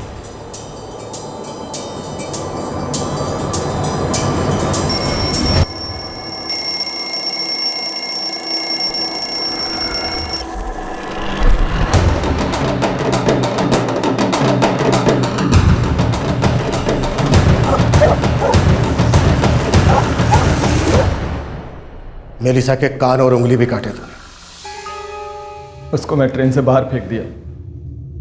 तुझे इस बात का रत्ती भर अफसोस नहीं है कि तूने 2 बूढ़े लोगों की जान ली, वो भी बेरहमी से? सिर्फ 5-10 रुपयों के लिए मेरे बाबा को लोग पट्टी पढ़ाते थे। मेरा बाबा मेरे को पीटता था। उनका वजह से मेरे को मेरा घर छोड़ना पड़ा, मेरा बाबा छूट गया, मेरी जिंदगी खराब हो गई। नफरत करता था मैं उनसे, मेरे को कोई अफसोस नहीं है। और तुझे इस बात का अफसोस भी नहीं है कि जितनी नफरत तू मेलिसा और फरजाद से करता था, अब तेरी बीवी और तेरी बच्ची वो भी तुझसे उतनी ही नफरत करेंगे।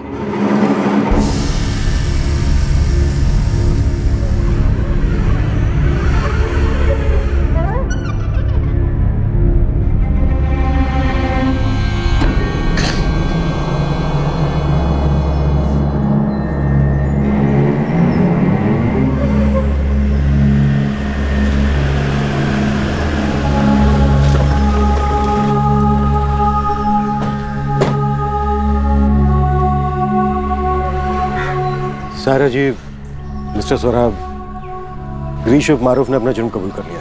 वो गहने और पायल आपको कोर्ट से मिलेंगे। कैश जितना रिकवर हम कर सकते हैं कर लेंगे, लेकिन 27,000 रुपये उसने बच्ची के इलाज में खर्च कर दिए। सर, हमें इलाज में खर्च किए गए पैसे नहीं चाहिए,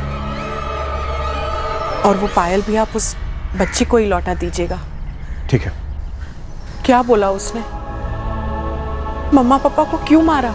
बचपन का गुस्सा था सायरा जी, और मुझे लगता है लालच गुस्से से बढ़कर।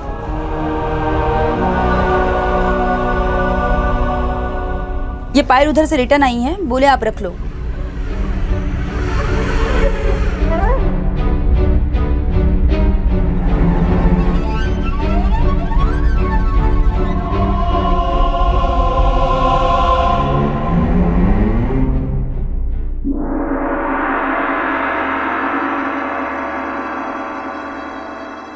गिरीश प्रसाद उर्फ मारूफ हैदर को आईपीसी की धारा 302 के तहत हत्या के लिए, धारा 397 और 460 के तहत चोरी और डकैती के लिए बुक किया गया है। फिलहाल गिरीश जुडिशियल कस्टडी में है और इस केस का ट्रायल अभी शुरू नहीं हुआ है। इस केस ने एक बार फिर से देश के महानगरों में अकेले रहने वाले सीनियर सिटीजन्स पर संगीन अटैक की सीरियस प्रॉब्लम को उजागर किया है। हमारे देश की 65% आबादी 35 वर्ष के नीचे की है और देश की 30% आबादी दिन में 50 रुपए से कम कमाती है। और दूसरी ओर शहरी भारत में सैलरी बूम चल रहा है, कीमतें आसमान छू रही हैं, लोगों का लाइफस्टाइल अंतरिक्ष को चीर रहा है। इस आर्थिक असमानता के ज्वालामुखी में जुर्म के लावे का उमड़ना अपेक्षित है, लेकिन इन आंकड़ों के परे एक मूलभूत सच्चाई है ज़मीर की, इंसानियत की, जिसे किसी भी पावर पॉइंट प्रेजेंटेशन में बिठाया नहीं जा सकता। अगर गरीबी ने गिरीश को हैवानियत की तरफ धकेला तो उसी गरीबी से जूझ रही उसकी पत्नी कौसर, बेटी राबिया, दिनशा बंगलों में काम करने वाली उषा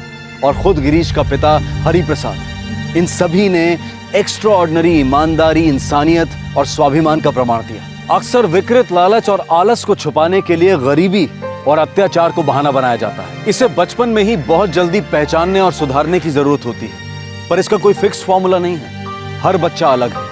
गिरीश के साथ हिंसा की बजाय शायद स्नेह और ममता काम कर जाती है, लेकिन हम लोग भावनाओं के भरोसे नहीं रह सकते। सिक्योरिटी गार्ड्स और सिक्योरिटी सिस्टम्स में इन्वेस्ट करना कोई लग्जरी नहीं बल्कि आज की जरूरत बन गई है, और यह समस्या हम में से हर किसी को कभी ना कभी सताने वाली है। इसलिए सतर्क रहने में ही समझदारी है। क्राइम पेट्रोल्स के और भी दिलचस्प कहानी देखने के लिए हमारे चैनल को सब्सक्राइब करें और बेल आइकॉन दबाना न भूलें।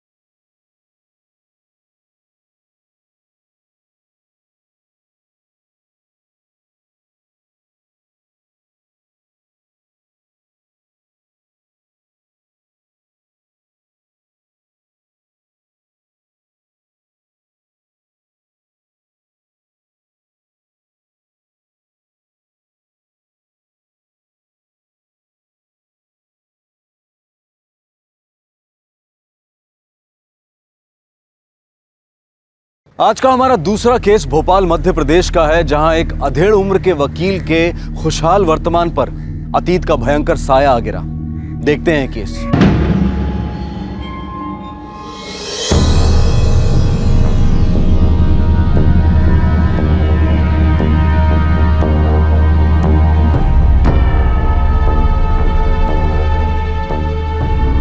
ये कहो कि सोने की खान पीतल के दाम बेचती है।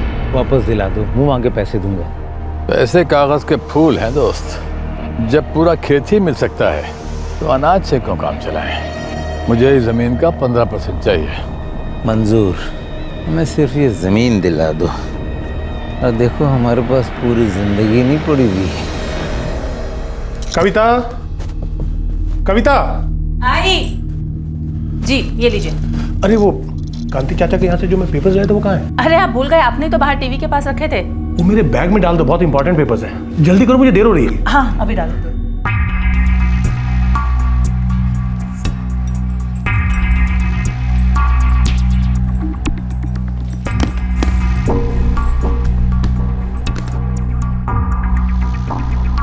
दादू दादू दादू, आपने अभी तक अपना प्रॉमिस पूरा नहीं किया। बेटा, आई एम वेरी सॉरी, गलती हो गई मुझसे। लेकिन आज हम अपना प्रॉमिस पक्का पूरा करेंगे और अपनी जिया बिटिया के लिए वीडियो गेम लेकर आऊंगा। अब मैं जाऊं? नहीं दादू। जिया बेटा, दादू को लेट हो रहा है ना, उन्हें जाने दो। अरे अशोक बेटा, तुम फैक्ट्री नहीं गए? नहीं पापा, आज लंच के बाद जाऊंगा। ठीक है बेटा, ठीक है। अच्छा अम्मा, मैं चलता हूँ। सर, मेरे पास मेरी पूरी जिंदगी पड़ी है मेरे पापा का अधूरा सपना पूरा करने के लिए, लेकिन मैं ये सारी जिंदगी इन कोर्ट्स के चक्कर नहीं काटना चाहता बस। देखो राजेश बेटा, तुम्हारे मरहूम पापा को उनके पार्टनर ने धोखा दिया और ये केस मैं इतने सालों से लड़ रहा हूँ, लेकिन बेटा अब मेरी तबीयत ठीक नहीं रहती, इसलिए तुम्हारा ये केस अब मेरा भतीजा सूरज शुक्ला लड़ेगा। आप जो ठीक समझे। वैसे मुझे आपके जजमेंट पर 100% भरोसा है। और मुझे 100% भरोसा है कि मैं और मेरे एसोसिएट दिनेश जैन इस केस को जीत कर रहेंगे। सूरज जी, अगर आप पापा के पार्टनर के साथ आउट ऑफ कोर्ट सेटलमेंट करना चाहें तो मुझे कोई एतराज नहीं। मिस्टर मेरा, जब हम पूरा का पूरा बागान सूद समेत वापस ले सकते हैं तो चंद पेड़ों में खुश क्यों रहना? तो बेटा चले आप? हाँ जी, अच्छा।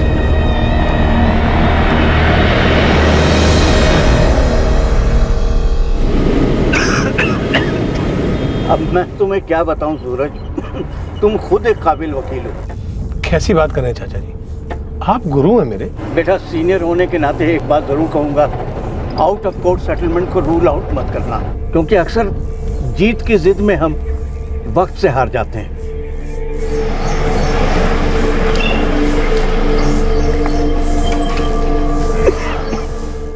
चाचा जी, आप घर चले जाइए। दिनेश, तुम गाड़ी चला लेना। कोर्ट की हियरिंग के लिए मैं अकेला ही जा रहा हूँ। अरे नहीं बेटा, मैं चलता हूँ ना साथ में। चाचा जी, अब आप जिद कर रहे हैं ना, ये केस मुझे ही संभालना है ना। ठीक है दिनेश, इधर आओ। दिनेश, तुम 3 बजे तक ऑफिस पहुंच जाना और खाना वाना खाकर वो अहमद के केस के पेपर्स तैयार कर लेना, कल सुनवाई है उसकी। ओके।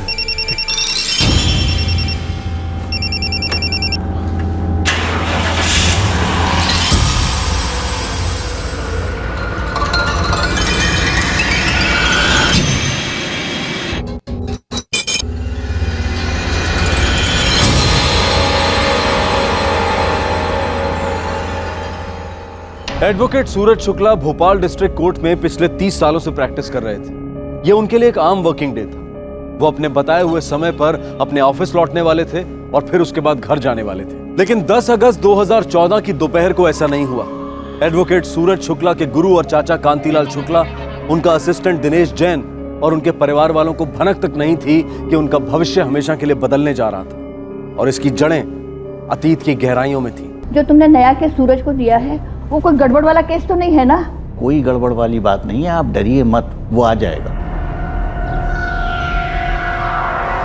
प्रैक्टिस डिस्ट्रिक्ट कोर्ट में करते हैं, लगता है सुप्रीम कोर्ट के वकील का घर है। खानदानी पैसा भी तो हो सकता है सर, या फिर जबरदस्त तकदीर हो सकती है, हो सकता है कोई लॉटरी लगी हो।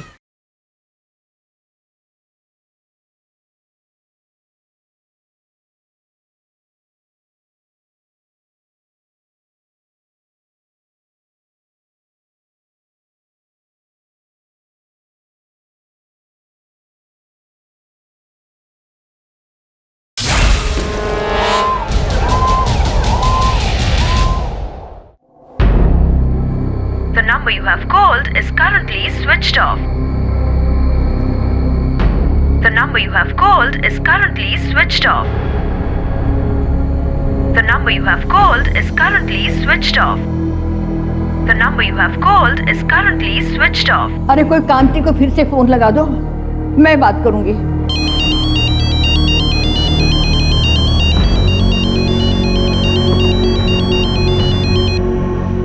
हेलो। हेलो कांति, मैं बोल रही हूँ, तुम्हारी शकुंतला भाभी। हाँ भाभी। सूरज की कोई खबर आई क्या? अरे भाभी, मैंने दिनेश और अशोक को कह दिया है कि टेंशन ना लो, केस की छानबीन के सिलसिले में कहीं गया होगा, आ जाएगा। 10 बजने को है, आज तक कभी ऐसा हुआ नहीं। सुनो, जो तुमने नया केस सूरज को दिया है वो कोई गड़बड़ वाला केस तो नहीं है ना? कोई गड़बड़ वाली बात नहीं है, आप डरिए मत, वो आ जाएगा। हाँ।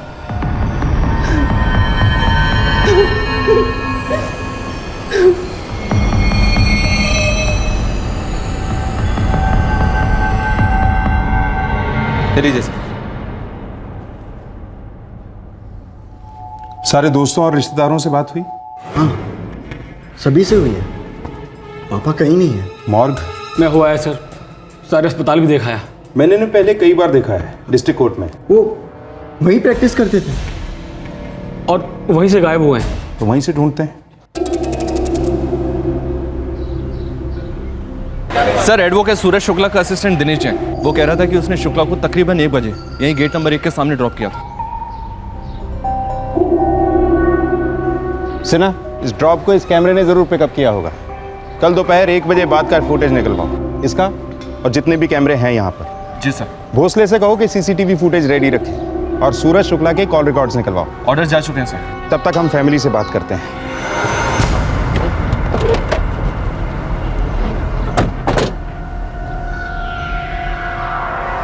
प्रैक्टिस डिस्ट्रिक्ट कोर्ट में करते हैं। लगता है सुप्रीम कोर्ट के वकील का घर है। खानदानी पैसा भी तो हो सकता है सर, या फिर जबरदस्त तकदीर हो सकती है। हो सकता है कोई लॉटरी लगी हो।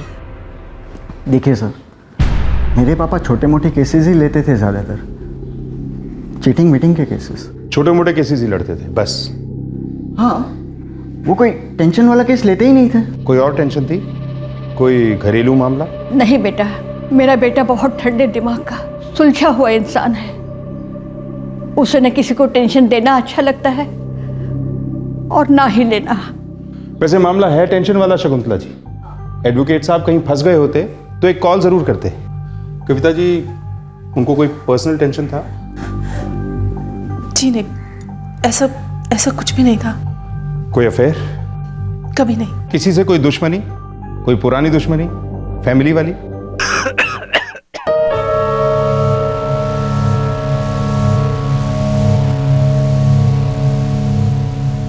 नहीं इंस्पेक्टर, मैंने जो केस सूरज को दिया था उसमें कोई खतरा नहीं।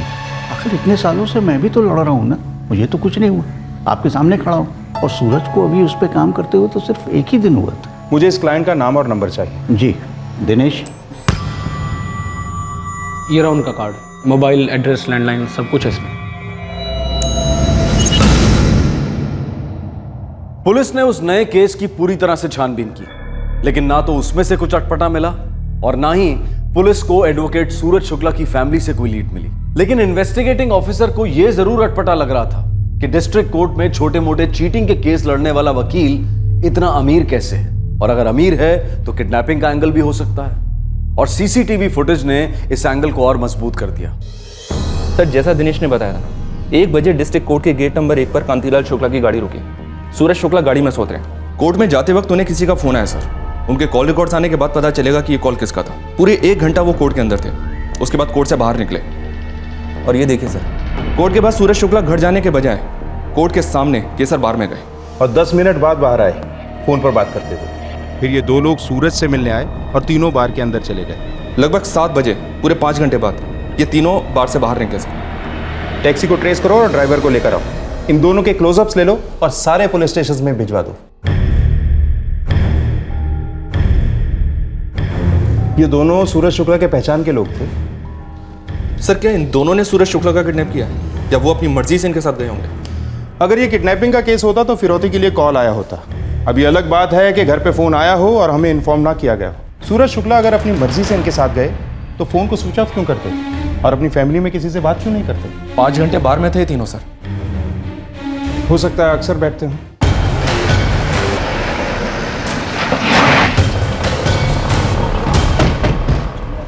नहीं सर, उस दिन से पहले इन तीनों को मैंने कभी नहीं देखा। ये वाला तो आता होगा। नहीं सर, अपने रेगुलर कस्टमर को मैं अच्छी तरह पहचानता हूँ। उस दिन से पहले नहीं देखा मैंने इनको। सीसीटीवी है? नहीं, सीसीटीवी तो नहीं है। 5 घंटे तक यहाँ बैठे जी? काफी पी होगी। हाँ साहब, तीनों ने बहुत पी थी और वो हंस हंस के और मजे लेके बातें कर रहे थे। एक बात थी साहब, मतलब मैं अजीब तो नहीं कहूँगा लेकिन मुझे खटकी जरूर थी। क्या साहब? उन्होंने स्नैक्स वैक्स नहीं मंगाया था, बल्कि होता यह है कि 4-5 घंटे बैठ के मजबूत पीने वाला खाने के लिए बहुत सारे आइटम मांगता है, लेकिन इन तीनों ने ऐसा कुछ नहीं किया, बस पीते रहे। खाने का प्लान कहीं और का था, इसीलिए सिर्फ पीना हुआ।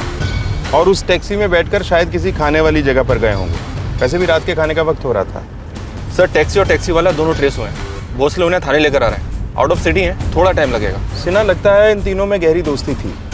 वैसे भी शुक्ला ने उनके साथ काफी पी भी। सर, ये दिनेश शुक्ला का असिस्टेंट, वो इन लोगों के बारे में जरूर जानता होगा। हो सकता है साथ मिला हुआ हो सकता है ये किडनैपिंग दोस्तों के बीच ही प्लान हुई हो। तुम्हारे शुक्ला जी को पीने की लत थी? बिल्कुल नहीं। हाँ, कभी कभार एक आध ड्रिंक लेते देखा मैंने उनको। और तुम्हें लगता है कि तुमसे बेहतर उन्हें और कोई नहीं जानता? साहब, इन दो ही जिन्होंने कल हमारी टैक्सी बुक की थी और कह रहे थे कि कोर्ट के पास केसर बार है, उधर चलना है।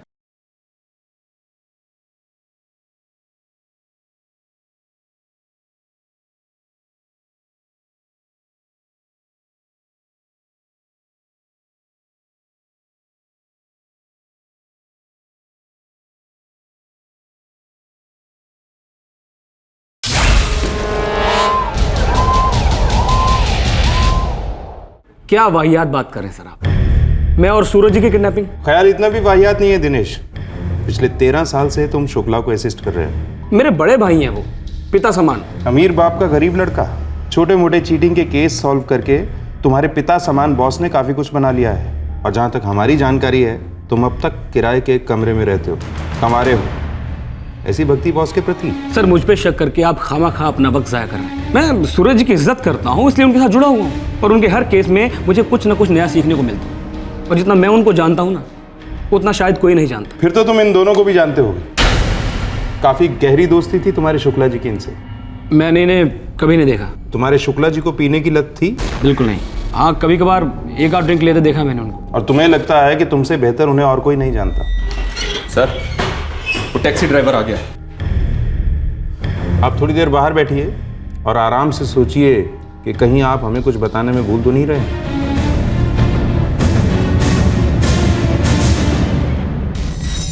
नाम? मुनीर अब्दुल शेख साहब। टैक्सी कब से चला रहे हो? कई साल हो गए साहब। हमें अब्बू की टैक्सी है, आजकल हम ही चलाते हैं। और लाइसेंस वाइसेंस कागज पत्री सब ठीक है साहब, ओरिजिनल। पर तुम्हारे कुछ पैसेंजर ठीक नहीं है साहब। इन दो ही जिन्होंने कल हमारी टैक्सी बुक की थी और कह रहे थे कि कोर्ट के पास केसर बार है, उधर चलना है और शाम को लौटाइए 6:30 के आसपास। आगे जाना है वेलकम ढाबा। टैक्सी वेटिंग पे थी 5 घंटे? नहीं साहब, मैं वापस गया धंधे पे और शाम को 6:45 लौटा होते और ये दोनों साहब इन साहब को लेके वापस लौटे और मैं इनको वेलकम ढाबा छोड़ कर आया। कहाँ ये वेलकम ढाबा? इस सिटी के बाहर है, हमारे घर भी होते नज़दीक है, इसलिए हम वापस लौटा है। कुछ बात हो रही थी इन तीनों के बीच में? आते वक्त इन दो जनों में कोई बात नहीं हुई थी और जाते वक्त ये तीनों पिए हुए थे, हमने ध्यान नहीं दिया साहब। शुक्ला साहब, घर पे कौन कौन है? घर पे मेरी बीवी है, मेरी माँ है, बेटा है, बहू है, एक पोती है और मैं हूँ। बेटा क्या करता है आपका? बेटे को मैंने सेट कर दिया है, उसकी एक छोटी सी फैक्ट्री लगवा दी है। मतलब इतनी छोटी भी नहीं है, ठीक ठाक कमा लेता है वो। जिंदगी में बस एक अच्छा काम कर दो, बाकी पूरी जिंदगी आराम।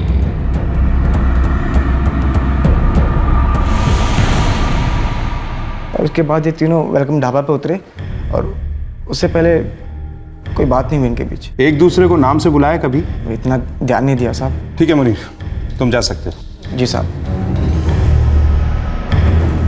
वेलकम ढाबा का नाम सुना है? यहाँ तो सूरज जी कई बार गए हैं। किसके साथ? क्यों? अपने 2 दोस्तों अजय और योगेश के साथ। पिछले 1 महीने में करीब 3-4 बार गए थे। कहीं ये दोनों अजय और योगेश तो नहीं? सर कुछ कह नहीं सकता, मैं कभी इनसे मिला नहीं हूँ। फिर इनके बारे में कैसे जानते थे? पिछले महीने मेरे बाबा बीमार हो गए थे तो मैं गया था उनसे मिलने। जब लौट के आया तो सूरज जी ने बताया इनके बारे में मुझे। अरे सर क्या बात, आज आप अपना टिफिन लाए? नहीं नहीं, मैं दोस्तों के साथ आज बाहर खाना खाने जा रहा हूँ। अच्छा। वेलकम ढाबा, कमाल का खाना है वहाँ पे। दिनेश कभी तुमको भी वहाँ लेकर जाऊंगा मैं। कौन दोस्त है सर ये आपके? पुराने होंगे, स्कूल टाइम के? अरे नहीं नहीं, अभी अभी नए नए दोस्त बने हैं, अजय और योगेश। बड़े कमाल के बंदे हैं। ये लो मैसेज भी आ गया। मैं चलता हूँ। ठीक है सर। अच्छा, आज शाम की कोई इंपॉर्टेंट मीटिंग तो नहीं है ना? नहीं सर, कोई मीटिंग नहीं है। ठीक है, मैं वहां से सीधा घर चला जाऊँ। जी सर।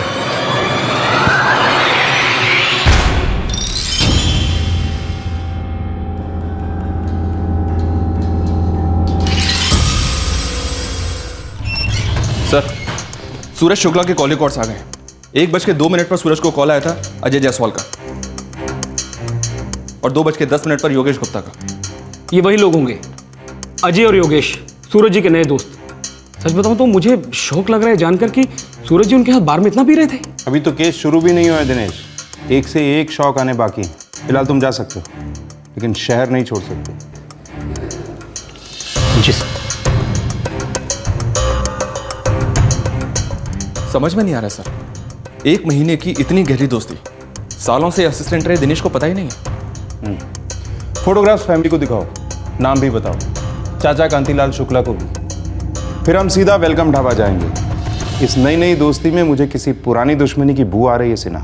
इंसान को सबसे ज्यादा धक्का तब लगता है जब किसी अपने बहुत ही करीबी की परछाई में परायापन झलकता है, किसी राज का साया नजर आता है। एडवोकेट सूरज शुक्ला की फैमिली और उसके चाचा कांतीलाल शुक्ला ने अजय जायसवाल और योगेश गुप्ता का नाम तक नहीं सुना था। सूरज की फैमिली, चाचा कांतीलाल, असिस्टेंट दिनेश, सभी बौखला गए थे कि कहीं सूरज कोई बात उनसे छुपा तो नहीं रहे थे, कोई ऐसी बात जो सिर्फ ये 2 नए दोस्त जानते थे और कोई नहीं, या फिर कोई और भी था।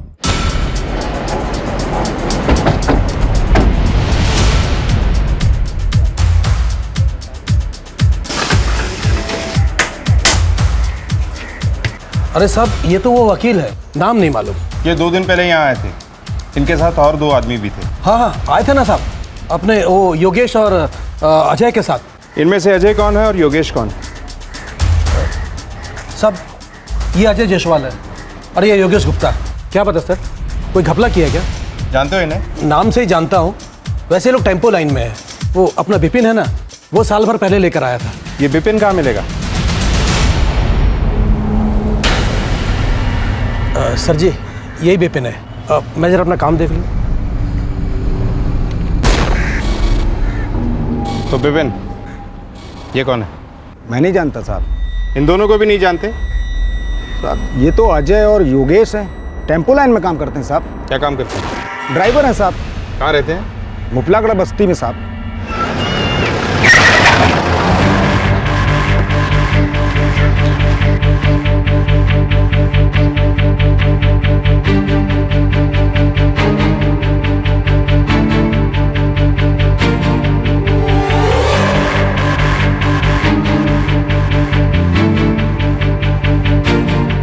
सर, ये 16 बता देगा, अजय जायसवाल का। ये जायसवाल परिवार कहाँ है? साहब 2 दिन पहले ही वो सब लोग अपना बैग वैग लेके कहीं चले गए और किसी को कुछ बताया भी नहीं।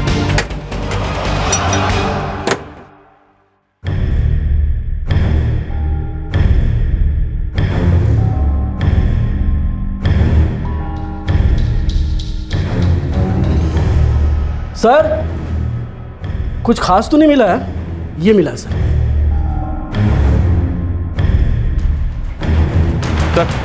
योगेश गुप्ता के घर पे ताला लगा हुआ था। 2 दिन पहले योगेश अपनी पत्नी के साथ कहीं निकल गया। पड़ोसी से उसकी बीवी रेखा का सेल नंबर मिला है। लगता है अजय और योगेश अपनी फैमिलीज के साथ साथ भागे, पकड़े भी साथ नहीं जाएंगे।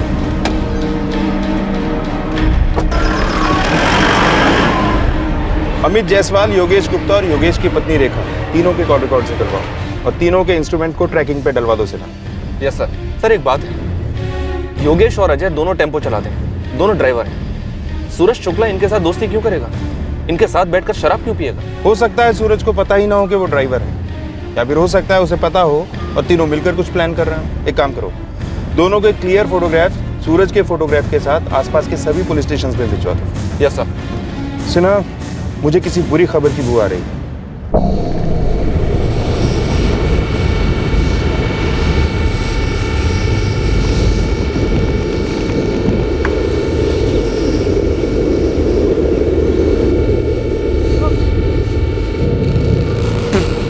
कौन है भाई?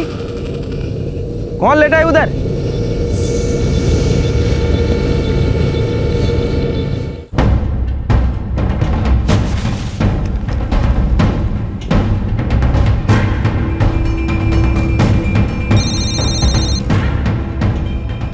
मुकरबाग पुलिस स्टेशन।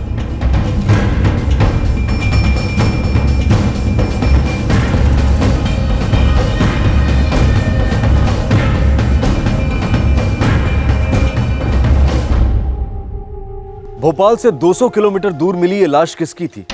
एडवोकेट सूरज शुक्ला की, अजय जायसवाल की, योगेश गुप्ता की, या फिर किसी और की? अगर ये केस किडनैपिंग का था तो फिर इसमें मर्डर कहां से आ गया? या ये दरअसल ना किडनैपिंग का केस था ना मर्डर का केस था, बल्कि 2 दिन पुरानी लाश के पीछे सालों पुराना राज था? एडवोकेट सूरज शुक्ला के साथ आखिर क्या और क्यों हुआ, ये हम आपको दिखाएंगे कल रात 11 बजे इस केस के दूसरे और आखिरी भाग में।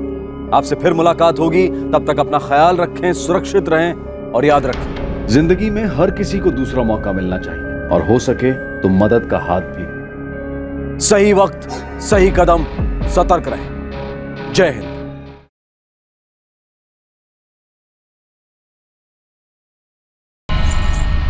अब्बू दो ना। आओ, आके ले लो। गिर जाऊंगी ना अब्बू। नहीं गिरोगे बेटा, डॉक्टर अंकल ने क्या कहा था? जितना चलोगे आप उतनी जल्दी ठीक हो जाओगे। आओ, आके ले लो। आ जाओ, आ जाओ, आ जाओ, आ जाओ, आ जाओ। राबिया, ध्यान से। कौसर, क्या कर रही हो? चलने दो उसे। पागल हो तुम? गिर गई तो इतना खर्चा करके ये चीज बिठाई है, लेने के देने पड़ जाएंगे। ये चीज इसीलिए बिठाई है कि वो चले, बैठे नहीं। नहीं गिरेगी, मैं हूं ना। आ जाओ बेटा, आ जाओ, बेटा ध्यान से। आ जाओ, संभाल के आ जाओ, आ जाओ, आ जाओ।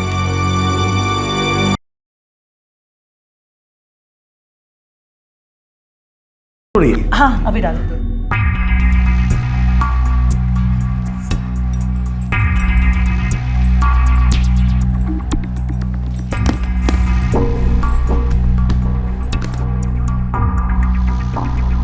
दादू दादू दादू, आपने अभी तक अपना प्रॉमिस पूरा नहीं किया। बेटा आई एम वेरी सॉरी, गलती हो गई मुझसे। इस तरह के और भी एपिसोड देखने के लिए हमारे चैनल को सब्सक्राइब करें और बेल आइकन दबाना ना भूलें।